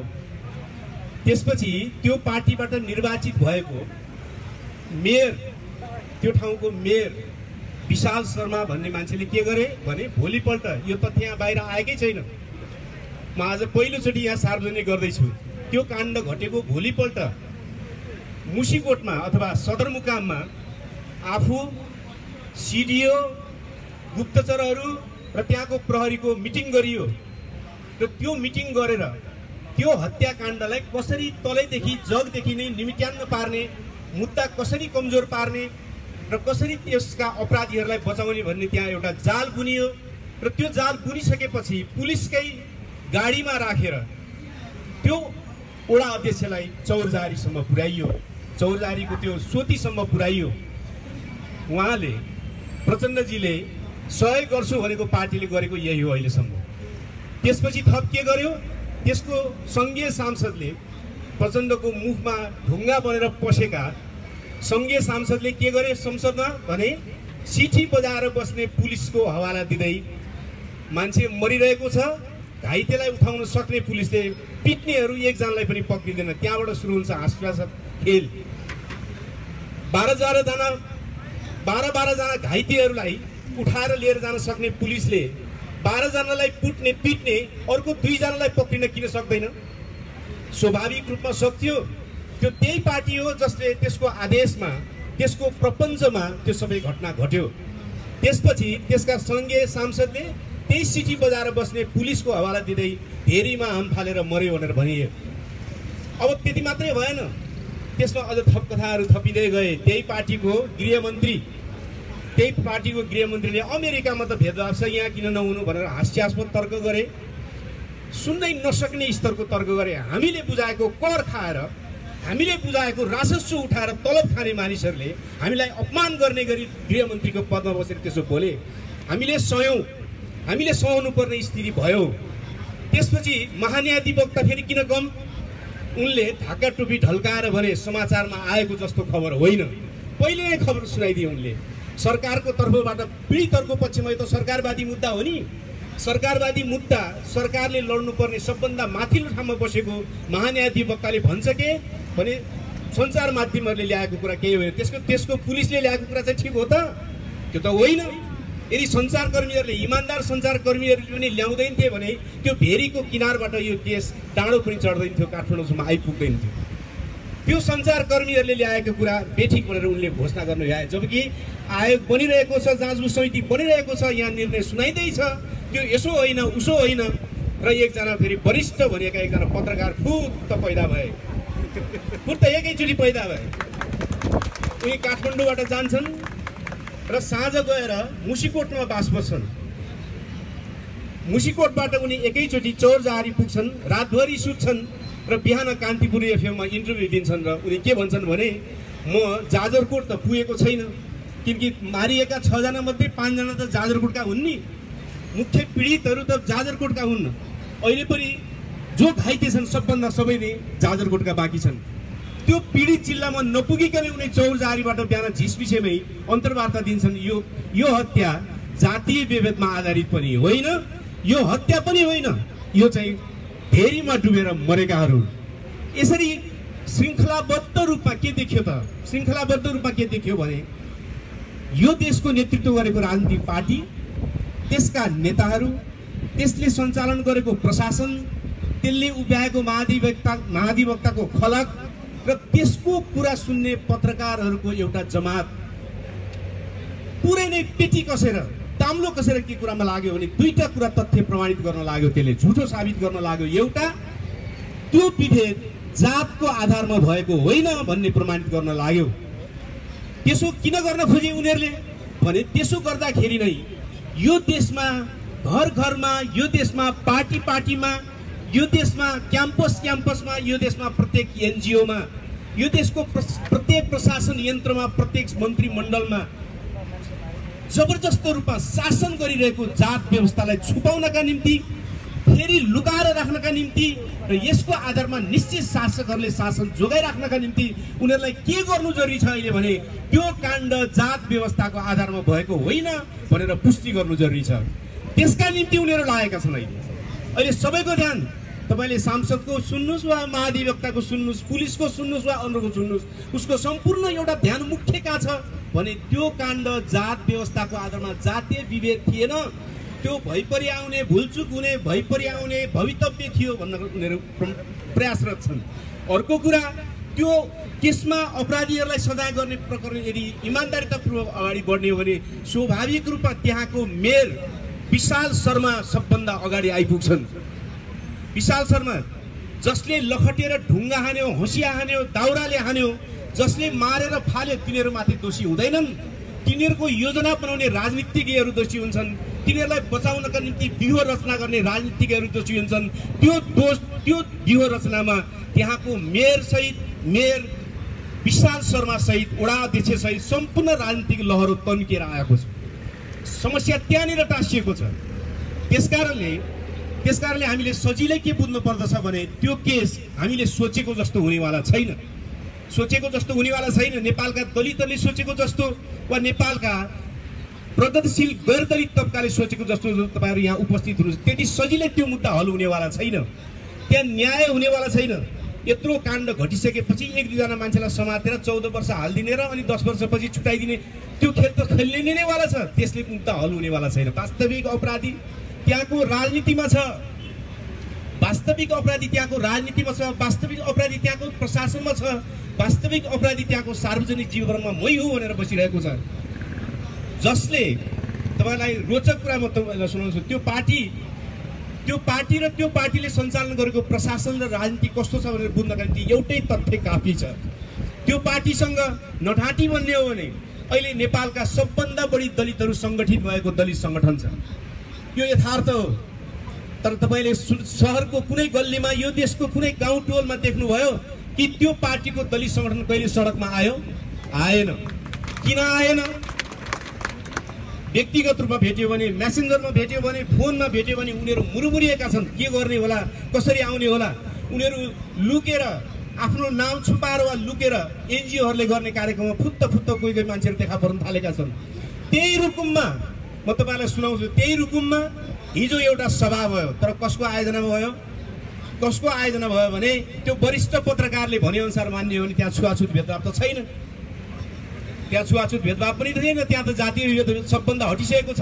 तर हिजो त्यहाँ कसले आयोजना गर्यो कार्यक्रम भने काङ्ग्रेस, नेकपा र सबै राजनीतिक पार्टी बस्ने एउटा दलितहरूको साझा संयन्त्र छ त्यहाँ, त्यो साझा संयन्त्रले गर्यो।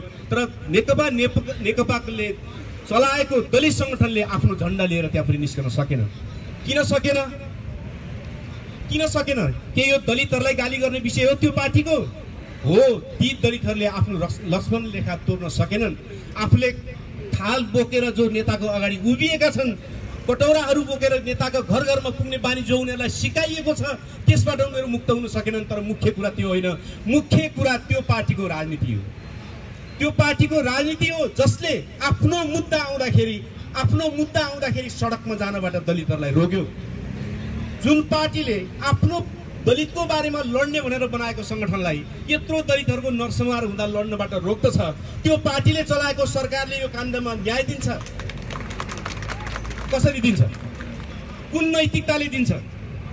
भेनेजुएलाको बारेमा बोल्न सक्ने मान्छेहरू 3 हप्तासम्म दुला बसेर बस्छन् भने तिनले कसरी बोल्न सक्छन्?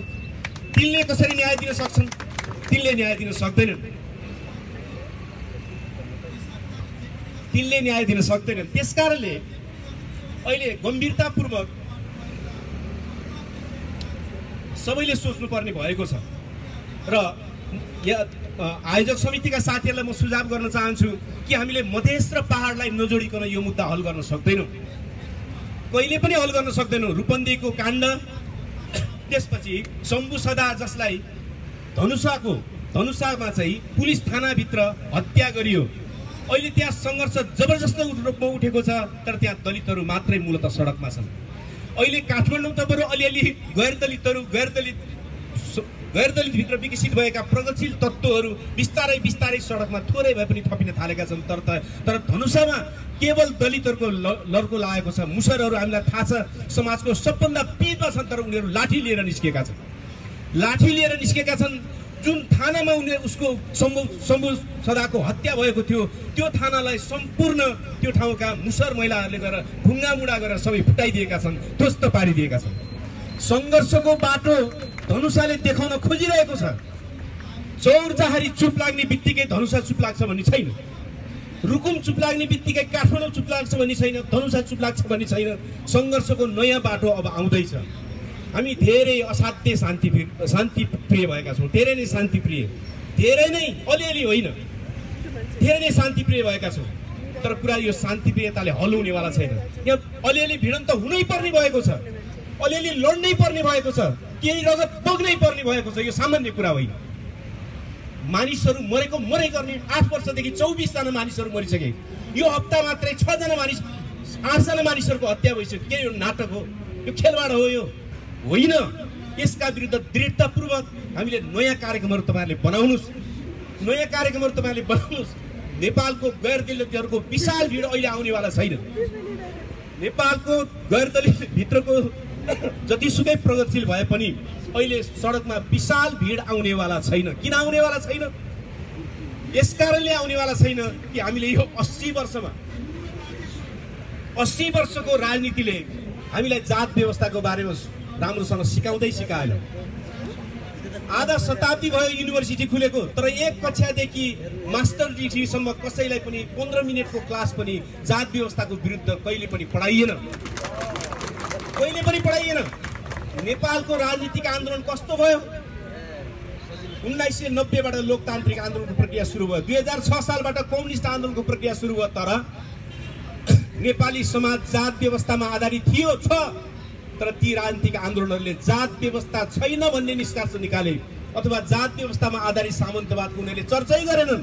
उनीहरूले युरोपको सामन्तवाद जस्तो, चाइनाको सामन्तवाद जस्तो, रुसको सामन्तवाद जस्तो जात नभएको सामन्तवादको उनीहरूले चर्चा गर्न थाले, जसको कारणले परिणाम के भयो? सबै नेपालका राजनीतिक पार्टीहरू, एउटा पार्टीको म कुरा गर्दै छैन, काङ्ग्रेसको मात्रै कुरा गर्दै छैन, म कम्युनिस्टको मात्रै कुरा गर्दै छैन, म अहिले बनिरहेका पार्टीहरू, बन्न खोजिरहेका पार्टीहरूको पनि म कुरा गरिरहेको छु कि हामीले गल्ती गर्यौं। हिजोका नेताहरूले सैद्धान्तिक रूपमा नजानेर गल्ती गरे, आज हामीले नियतपूर्वक गल्ती गर्न हामीलाई सुहाउँदैन। यो समाज जात व्यवस्थामा आधारित थियो, यो समाज जात व्यवस्थामा आधारित छ। प्रत्येक राजनीतिक पार्टीको बनावट केन्द्रदेखि तलसम्म एकाइसम्म जात व्यवस्थामा आधारित बनेको छ। तपाईँ मन्त्रीमण्डल हेर्नुहोस्, मन्त्रीमण्डलमा को छ? एक दुईजना बाहुन छ भन्ने कुरा मेरो कुरा होइन। बाहुनहरू हुनुपर्छ, बाहुन मान्छे होइन, मान्छे हो, नेपालको नागरिक हो, तिनीहरू पनि शहीद भएका छन्।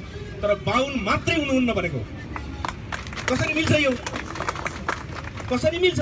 खाने बेलामा सबै आफूले मात्रै खाने, त्यही कुरा गर्यो भने अरूलाई जातको कुरा गर्यो भन्ने कसरी मिल्छ? यो तर्क मिल्दैन। हरेक पार्टीको केन्द्रीय समिति हेर्नुहोस्, हरेक पार्टीको केन्द्रीय समितिमा निर्णय गर्ने बढीमा को छ? बहुमत छ भनेको होइन, अत्यधिक छ भनेको 90%, 80% त्यो जात व्यवस्था हो कि होइन? हो। युनिभर्सिटीको कुनै पनि पाठ्यक्रममा एक कक्षामा क्षेत्री छे भन्ने सिकाइन्छ। एक कक्षाको विद्यार्थी घर गाउँबाट जात व्यवस्था सिकेर गएको विद्यार्थी एक कक्षामा पुग्ने बित्तिकै क्षेत्री छे सिकाइन्छ, उसलाई जात व्यवस्था सिकाइन्छ। यो क्षेत्री छे तरबार बोकेको ढाल बोकेको क्षेत्री हो भने म को भनेर सिक्न थाल्छ उसले। जात व्यवस्था त्यहाँनिर सिकाइन्छ, तर त्यसको विरुद्ध सिङ्गै युनिभर्सिटीमा कहीँ पनि सिकाइँदैन। त्यो जात व्यवस्था होइन।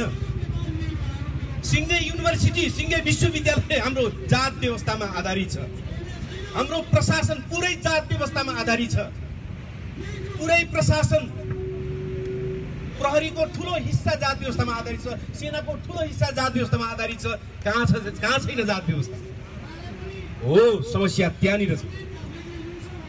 जात व्यवस्था छैन भन्ने, मान्छेलाई शिक्षित पारिदिएपछि दलित समस्या हल हुन्छ भन्ने संविधानमा लेखेकै छ नि, लागू गर्नु पर्यो भन्ने कहाँ लेखेको छ संविधान? एउटा ठुलो भ्रम छ नेपालमा। संविधानमा लेखिएको छ, लेखेर मात्रै हुन्छ, लागू गर्नु पर्यो। के लागू गर्ने? के लागू गर्ने हो? संविधानमा लेखेको छ के हो? के लेखेको छ संविधानमा? संविधानमा छुवाछुत भेदभाव चाहिँ गम्भीर सामाजिक अपराध लेखेको छ। ओडामा एकजना महिला ओडा सदस्य हुने लेखेको छ। 2 नम्बरमा पर्ने समानुपातिकबाट जाने सांसदहरूको बारेमा लेखेको छ। अरू लेखेको छ के लेखेको छ? यो भ्रम हामीले त्याग्नुपर्छ कि संविधानमा दलित मुक्तिको बारेमा लेखिएको छ। होइन, दलितहरूको समस्या भूमिहीन थियो, जमिन दिने भयो भएन, सुकुम्बासीलाई जस्तो 4 कट्ठा बाँड्ने भयो, 2 आना बाँड्ने भयो, त्यो समस्या हल हुन्छ? दलितहरूको हल हुँदैन। जोसँग जमिन छैन त्यो कसरी पढ्न जान्छ? जोसँग जमिन छैन त्यो राजनीतिमा कसरी आउँछ? जोसँग जमिन छैन त्यो सेक्सन अफिसर बन्न कसरी आउँछ? अनि ऊ माथि भेदभाव नभए के हुन्छ? त्यसकारणले यो संविधानले सब गरेको छ, लागू गरेपछि ठिक हुन्छ भन्ने दृष्टिकोण हामीले त्याग्नुपर्छ। त्यो कुरा सत्य होइन। पहिलो संविधान सभामा लेख्नका निम्ति सङ्घर्ष भएको थियो, तर दोस्रो संविधानमा आइसकेपछि त्यसलाई भङ्ग गरियो। मैले नाम तोकेर कान्तिपुर पत्रिकामा लेखेको छु 5 जनाको नाम, जसले किबोर्डका चाहिँ बटनहरू दबाएर पहिलो संविधान सभाबाट गर्न खोजेको राम्रो कामलाई हत्ताभङ्ग पार्यो भनेर मैले सार्वजनिक रूपमा चुनौतीका साथ नाम किटेर लेखेको छु। कसले जवाफ दिएको छ त्यसको? कसैले जवाफ दिएको छैन। त्यसकारणले एउटा भ्रम त्याग्नुपर्छ। यो संविधानमा भएका केही राम्रा कुराहरू लागू गर्नुपर्छ, त्यो अर्कै कुरा हो, तर त्यसले सुधार बाहेक केही पनि गर्न सक्दैन। त्यसकारण समस्या यो संविधानमा छ। जसरी भारतका 21 करोड दलितको समस्या भारतको संविधानमा छ। अम्बेडकरले लेख्या हुने बित्तिकै त्यो संविधानले दलितको हक गर्छ भने ग्यारेन्टी भयो? भएन। 70 वर्षमा भएन त हामी कसरी राग लगाउन सक्छौँ? भएन। त्यही संविधान हो 1950 मा जारी भएको, 1950-51 मा जारी भएको, जसले 70 वर्ष पुरा भयो। तर भारतको 21 करोड दलितहरूमध्ये 10%लाई पनि त्यसले मध्यम वर्गमा लान सकेन। त्यसकारणले भारतको दलितहरूको मुक्तिको बाधक मुख्य के हो? भारतको संविधान हो। नेपालका दलितहरूको मुक्तिको प्रक्रियालाई तीव्र पार्न रोक्ने चिज के हो? अहिलेको नेपालको संविधान हो। त्यसकारणले समस्या कहाँ छ? समस्या जात व्यवस्थामा छ। पार्टीहरूभित्र भएको जात व्यवस्था, प्रशासनमा भएको जात व्यवस्था, राजनीतिमा भएको जात व्यवस्था, मन्त्रीमण्डलमा भएको जात व्यवस्था, युनिभर्सिटीमा भएको जात व्यवस्था, टोलमा भएको जात व्यवस्था। जात व्यवस्था भनेको जातीय छुवाछुत मात्रै होइन। जातीय छुवाछुत र जातीय भेदभाव जात व्यवस्थाबाट जन्मिएको एउटा कुरा मात्रै हो। त्यसका धेरै कुरा त अरू छन् नि, धेरै कुराहरू छन्। त्यसकारणले अब मैले भन्ने कुरा के हो? सबैले सोचौँ। हामीले एउटा फेज नेपाली राजनीतिको पुरा गर्यौँ, एउटा फेज पुरा गर्यौँ। सामन्तवादसँगको लड्दै आएर हामीले 80 वर्ष पुरा गर्यौँ। अब हामी बिल्कुल नयाँ ठाउँमा छौँ। बिल्कुल नयाँ ठाउँमा। कस्तो नयाँ ठाउँमा भने सबै राष्ट्रघाती सन्धिहरू पनि एउटा संसदमा चाहिँ अर्को विधेयक पास गरेपछि सबै राष्ट्रघातीहरू देशभक्त हुने समयमा छौँ अहिले। हिजोका राष्ट्रघातीहरू जसले सम्पूर्ण असमान सन्धिहरू लादे त्यसको भरमा चप्पल लाएर काठमाडौँमा छिरेकाहरू सबैले महल बनाए। बुझ्नै पर्छ असमान सन्धि हुन्छ भने एक फुल नेताहरू अरबपति बन्नेवाला छन् बने। ती मानिसहरू आज कागजको कागजमा नक्सा बढाए बापत सबै राष्ट्रघातबाट चोखिने बहाना निकालेका छन्। त्यो सम्भव छैन, त्यो सम्भव छैन। जनताले चाहेको कुरा राष्ट्रघातीहरूलाई नाङ्गे झार पार्ने हुन्छ र उनीहरूले गरेका अपराधहरूलाई पनि हामीले नाङ्गे झार पार्नुपर्ने हुन्छ र मेरो कुरा के हो भने अब हामीले एउटा फेज पुरा गर्यौँ, हिजोसम्मको लडाइँको फेज पुरा गर्यौँ। अब हामी हिजो के भन्थ्यौँ भने जात व्यवस्था जातीय भेदभाव भनेको जात व्यवस्था जातीय भेदभाव भनेको सामन्ती कुरा हो भनेर भन्थ्यौँ। हो, यो सामन्तवादमा उत्पत्ति भएको कुरा हो। तर भारतमा 1950 देखि स्वराज सहित पुँजीवादी व्यवस्था लागू भएको छ। आज 70 वर्ष भयो। नेपालमा 46 सालपछि हिसाब गर्ने हो भने नेपालमा पनि चौथाई शताब्दी हुन लाग्यो। तर यो 70 वर्षको बीचमा स्थापित पुँजीवादले जात व्यवस्थालाई अन्त्य गर्ने कुरा गरेन, बरु जात व्यवस्थामा आधारित पार्टीहरू बनाउन थाल्यो, जातको आधारमा चुनाव लड्न थाल्यो, त्यसको आधारमा मन्त्रीमण्डल बनाउन थाल्यो। यसको अर्थ के हो भने जात व्यवस्था भनेको अब सामन्ती मात्रै होइन, बरु आजको पुँजीवादले पनि सहभरण जात व्यवस्थालाई गर्यो। आजको पुँजीवादले पनि खास्टो उडेको जसरी जात व्यवस्थालाई उड्यो। अब यो जात व्यवस्था पुँजीवादी जात व्यवस्था हो, सामन्ती मात्रै होइन। यो सामन्तवादमा जन्मिएको तर पुँजीवादलाई पनि टिकाउनका निम्ति अब यही जात व्यवस्थालाई प्रयोग गर्न थाल्यो। त्यस कारणले अब मैले लामो अब धेरै नबोलिकन म यो अनुरोध गर्न चाहन्छु कि एउटा फेज हाम्रो सक्यो। हिजो हामीले के भन्यौँ, हिजोसम्मको दलितहरूको आन्दोलनको मुख्य उद्देश्य के थियो भने यो मुद्दालाई राजनीतिको केन्द्रीय मुद्दा बनाउने, यो मुद्दालाई राजनीतिको केन्द्रीय मुद्दा बनाउने। किनकि हामी सबैलाई थाहा छ नेपालका राजनीतिक पार्टीहरूले 48 सालसम्म आफ्नो दस्तावेजमा दलित मुद्दा घुसाएका पनि थिएनन्। दलितहरूको सङ्घर्षको कारणले राजनीतिक पार्टीहरू यो मुद्दालाई मुद्दा मान्न तयार भएका हुन्। त्यसपछि अहिले नेपालको राजनीतिको एउटा केन्द्रीय मुद्दा दलित विषय बन्यो। तर यत्रो परिवर्तनपछि संविधान बनाउँदाखेरि दलित मुद्दामा, महिला मुद्दामा, मधेस मुद्दामा, धेरै जसो उत्पीडितहरूका मुद्दामा घात भयो, धोका भयो, बदमासी भयो। त्यस कारणले अब हाम्रो लडाईँ कुनै पनि राजनीतिक पार्टीमा, तपाईहरु कुन राजनीतिक पार्टीमा हुनुहुन्छ त्यो तपाईहरु जान्नुस्। कोही स्वतन्त्र हुनुहुन्छ होला भने तपाईहरु आफै चिन्तन गर्नुस्। तर मेरो 2-3टा प्रश्नहरू हुनेछन्। अबको भोलिपल्टदेखि तपाई रहेको पार्टीमा कुन ठाउँमा जात व्यवस्था छ त्यसको अध्ययन तपाई गर्नुहुन्छ कि गर्नुहुन्न? तपाईको पार्टीभित्र रहेको जात व्यवस्थालाई भत्काउनका निम्ति तपाईको पार्टीभित्र सङ्घर्ष सुरु गर्नुहुन्छ कि गर्नुहुन्न? र नयाँ बन्न खोजेका र नयाँ बनाउन थालिएका पार्टीहरूले अहिलेदेखि जात व्यवस्थालाई अन्त गर्ने पार्टीभित्रको संरचना बनाउँछन् कि बनाउँदैनन्? कुरा गरेर, गफ गरेर, स्कुल खोलेर छुवाछुत भेदभावको कानुन लगाइदिन्छु भनेर यो समस्या हल हुँदैन। त्यो त सहायक कुरा मात्रै हो। बलात्कारीलाई सजाय गरेर बलात्कार गर्ने मान्छेहरू उत्पादन गर्ने पितृ सत्तावादी समाज अन्त्य हुँदैन। पितृ सत्तावादी समाज रहेसम्म बलात्कारीहरू त्यसले उत्पादन गरिरहन्छ। त्यसकारणले बलात्कारीलाई सजाय गर्नुपर्छ किनकि त्यो अपराध हो। तर मुख्य कुरा पितृ सत्तावादी संरचनाका विरुद्ध लड्नुपर्छ। त्यो भनेको जस्तै जातीय भेदभावका विरुद्ध लड्नुपर्छ, अपराधीलाई सजाय गर्नुपर्छ, न्यायको कठघरामा ल्याउनुपर्छ। त्यो कुरा ठिक छ। तर जात व्यवस्थालाई जस्ताको तस्तै राखेर अनि त्यहाँबाट केही घटनाका अपराधीहरूलाई मात्रै सजाय गरेर हामी मुक्त पर्ने दिशामा गयौँ भने त्यो अर्को षड्यन्त्रको मोरीमा फसेको ठहर छ।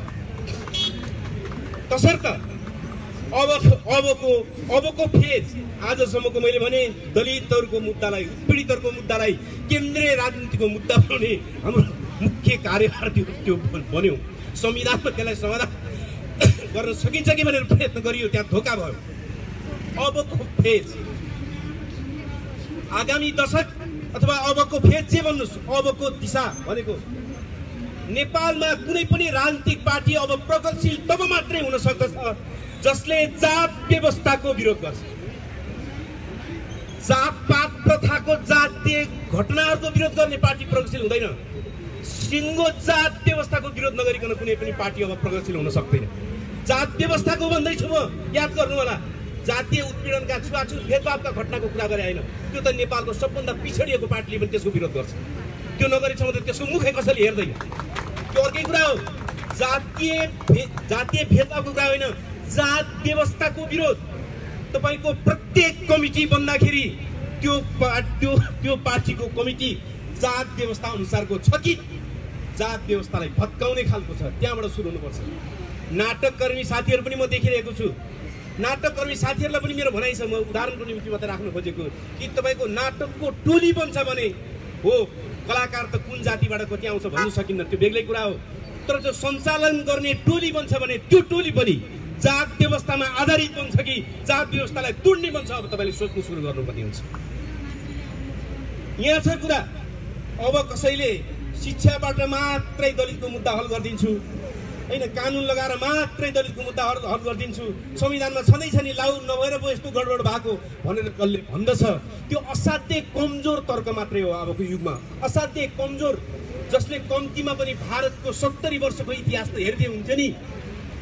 भारतको 70 वर्षको इतिहास मात्रै हेरिदियो भने पनि त्यो तर्क आउँदैन। अब त्यो तर्क आउँदैन। मान्छेको मन बदल्ने भन्ने कुरा परिस्थिति फेरिएपछि मन बदल्ने कुरा हुन्छ। अलिकति सचेत मान्छे, विवेकशील मान्छेले आफैले मन बदल्न थाल्छ। तर आम समाजले मन बदल्ने भनेको वस्तुगत परिस्थिति फेरिएपछि मन बदलिने कुरा हुन्छ। एउटा वर्दी नलागेको आरन ठोकिरहेको, एउटा वर्दी नलागेको यो सडकमा जुत्ता टालिरहेको दलित युवालाई हेर्दा तपाईँको मनमा जे भाव आउँछ, पुलिसको वर्दी लाएर एउटा दलित युवा आओस् त तपाईँको मनमा अर्कै भाव आउँछ। किन आउँछ? पुलिसको वर्दी लगाइसकेपछि त्यहाँ एउटा हैसियतको वस्तुगत परिस्थिति तयार हुन्छ। त्यसकारणले तपाईँको दिमागमा अर्कै कुरा हुन्छ। त्यसकारणले वस्तुगत परिस्थिति फेर्नु चाहिँ मुख्य कुरा हो। त्यसको निम्ति जात व्यवस्थाको अन्त्यको निम्ति अबको लडाइँ त्यहाँ हुनुपर्छ। मैले भने कुनै पनि राजनीतिक पार्टी, कुनै पनि सामाजिक संस्था, यहाँसम्म कि नाटक टोली समेत जात व्यवस्थाको विरुद्ध लड्दैन भने, त्यो संरचना भत्काउँदैन भने अबको लडाइँ प्रगतिशील लडाइँ हुनेवाला छैन। त्यसकारणले त्यो दिशामा दृढतापूर्वक सोच्नका निम्ति तपाईँहरूलाई म अनुरोध गर्न चाहन्छु। हामी सबैले चिन्तन गरौँ, सोचौँ हिजो किन गल्ती भयो। नेपालको राजनीतिक आन्दोलनले गल्ती गरेको हुनाले गल्ती भयो। अबको राजनीतिक आन्दोलन ठिक गर्ने राजनीतिक आन्दोलन हुनुपर्छ, अनि मात्रै ठिक हुन्छ। त्यसकारणले म बिट मार्दै तपाईँहरूसँग अन्तिममा यसै गरेर बिदा हुन चाहन्छु कि यो मुद्दा सजिलै हल हुनेवाला छैन। सजिलै हल हुनेवाला छैन। यसलाई बिट मारिनेवाला छ, यसलाई अनेक रङ दिइनेवाला छ। नेपालको सत्ताको चरित्र छ, त्यसले यसलाई छाप छुट्नै पार्नेवाला छ।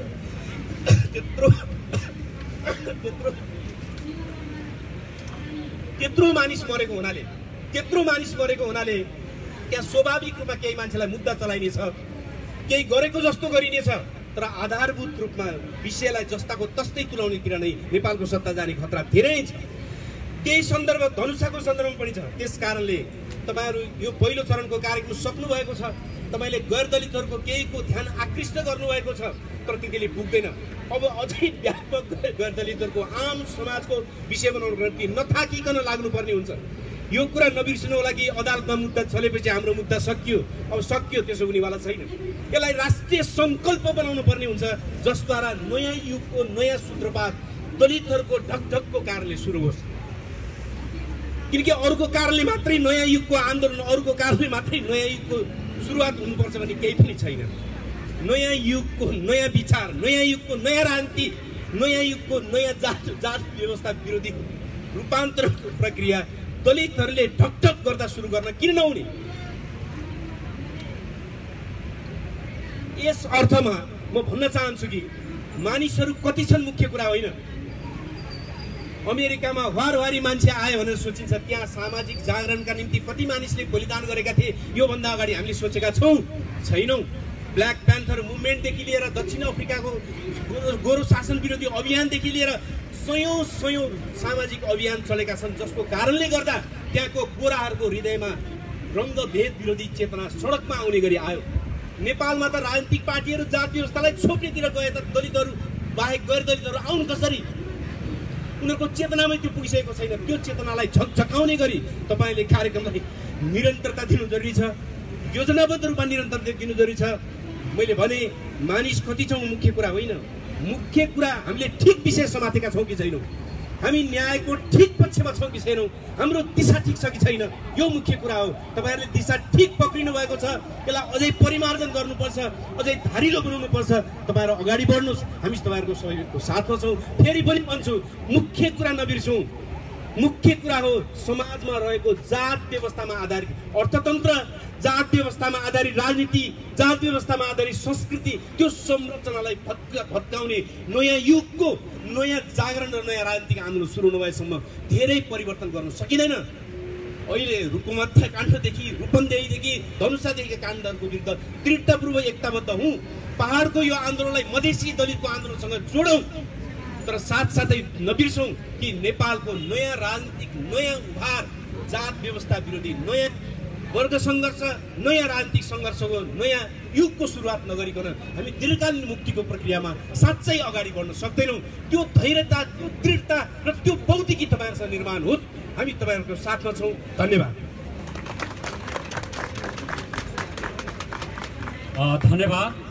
सम्भवतः दक्षिण एसियामा जात व्यवस्थालाई मिहिन ढङ्गले विश्लेषण गर्ने एउटा प्रतिभा नेपालले जन्माएको छ। तिनै चिन्तक, वैज्ञानिक समाजवादी कम्युनिस्ट पार्टीका संयोजक आहुतिको हामीले विचार सुन्यौँ। यो संयुक्त राजनीतिक दलित सङ्घर्ष समितिको पहिलो चरणको कार्यक्रमको हामी अन्त्यमा आएको छौँ। हामी चाँडै अबको दोस्रो चरणको कार्यक्रम तपाईँहरूलाई सार्वजनिक मिडियाबाट गर्ने नै छौँ। यो कार्यक्रमको औपचारिक समापन गरिदिनु हुन जात व्यवस्था उन्मूलन मोर्चाका संयोजक श्री राजकुमार हिङमाङलाई यो माइक्रोफोन हस्तान्तरण गर्न चाहन्छु। संयुक्त राजनीतिक दलित सङ्घर्ष समितिद्वारा आयोजित यस धरना तथा विरोध सभा कार्यक्रमका वक्ता आदरणीय कमरेड आहुति, साझा पार्टीका संयोजक रविन्द्र मिश्र, बुद्धिजीवी वाम विश्लेषक श्याम श्रेष्ठ, जनता समाजवादी पार्टीका नेत्री दुर्गा शोक लगायत यो कार्यक्रममा उपस्थित हुनुभएका तमाम आन्दोलनकारी साथीहरूमा संयुक्त राजनीतिक दलित सङ्घर्ष समितिको तर्फबाट अभिवादन फेरि गर्न चाहन्छु। साथीहरू, हाम्रा वक्ताहरूले बोलिसकिसकेपछि फेरि अरू विषयहरूमा हामी विषयकृत गर्न थाल्यौँ भने फेरि हामीलाई अलिकति खल्लो अनुभूति पनि हुनसक्छ। नेपाली समाजको र दक्षिण एसियाली समाजको वर्ग विश्लेषण र जात व्यवस्थाको विश्लेषण यो उचाइबाट हामीले गरेका छौँ कि नेपाली समाजमा जो आज घटना घट्यो, रुकुम चौजारीमा जो घटना घट्यो, त्यो घटना मूलत नेपाली समाजको आज नेपाली समाज मात्र होइन, दक्षिण एसियाली समाजको 5000 वर्षदेखि निर्माण भएको जात व्यवस्थाको कारणको उत्कर्ष हो भनेर हामीले विश्लेषण गरिरहँदाखेरि अब फेरि पनि यस्ता घटना घट्नलाई रोक्नका निम्ति एकदम हाम्रो आन्दोलन मात्रै काफी छ भन्ने कुरा हामी प्रश्न बुझ्न सक्दछौँ। आदरणीय साथीहरू, त्यस कारणले गर्दाखेरि आज यो हामी पहिलो चरणको अन्तिम कार्यक्रमका रूपमा हामीले यसलाई ग्रहण गरेका छौँ। त्यो कार्यक्रमलाई हामी आज पहिलो चरण कार्यक्रमलाई समापन गर्न गइरहेका छौँ। साथीहरू, हामी चाँडोभन्दा चाँडो हामी आजै बैठक बसेर अर्को चरणको कार्यक्रम घोषणाको प्रक्रियामा छौँ। हामी अर्को चरणको कार्यक्रममा आइपुग्दाखेरि सम्पूर्ण आन्दोलनकारी साथीहरूको मनोविज्ञानलाई बुझेर, सम्पूर्ण आन्दोलनकारी साथीहरूको भावनालाई बुझेर हामी आन्दोलन र हाम्रा अग्रजहरूले दिएको सुझावहरूलाई, हाम्रा नेताहरूले दिएको सुझावहरूलाई सम्मानका साथ अगाडि बढाउन सक्छौँ भन्ने हामीले अपेक्षा गरेका छौँ। यद्यपि केही अप्ठ्याराहरू छन् साथीहरू। हामीले अहिले चौजारी घटना पछाडि पनि देशमा थुप्रै प्रकारका घटनाहरू घटेको कुरा तपाईँले अहिले प्रष्ट रूपमा कमेटी आउतीको मन्तव्यमा सुनिसक्नु भएको छ। अहिले मधेस र पहाडको आन्दोलनलाई जोड्ने प्रक्रिया हामी अनियमित रूपमा हामी प्रयत्नरत छौँ। त्यस कारणले गर्दाखेरि हामी अब आज नै बैठक बसेर केही कार्यक्रमहरूको आयोजना गर्नेछौँ। यसका निम्ति धैर्यता साध्दै फेरि यो संयुक्त राजनीतिक दलित सङ्घर्ष समितिले आयोजना गरेको कार्यक्रममा निरन्तरता दिनुहुनेछ भन्ने अपेक्षा गर्दै आजको कार्यक्रम यही समापन भएको जानकारी गराउन चाहन्छु। हस्त धन्यवाद। अभिवादन।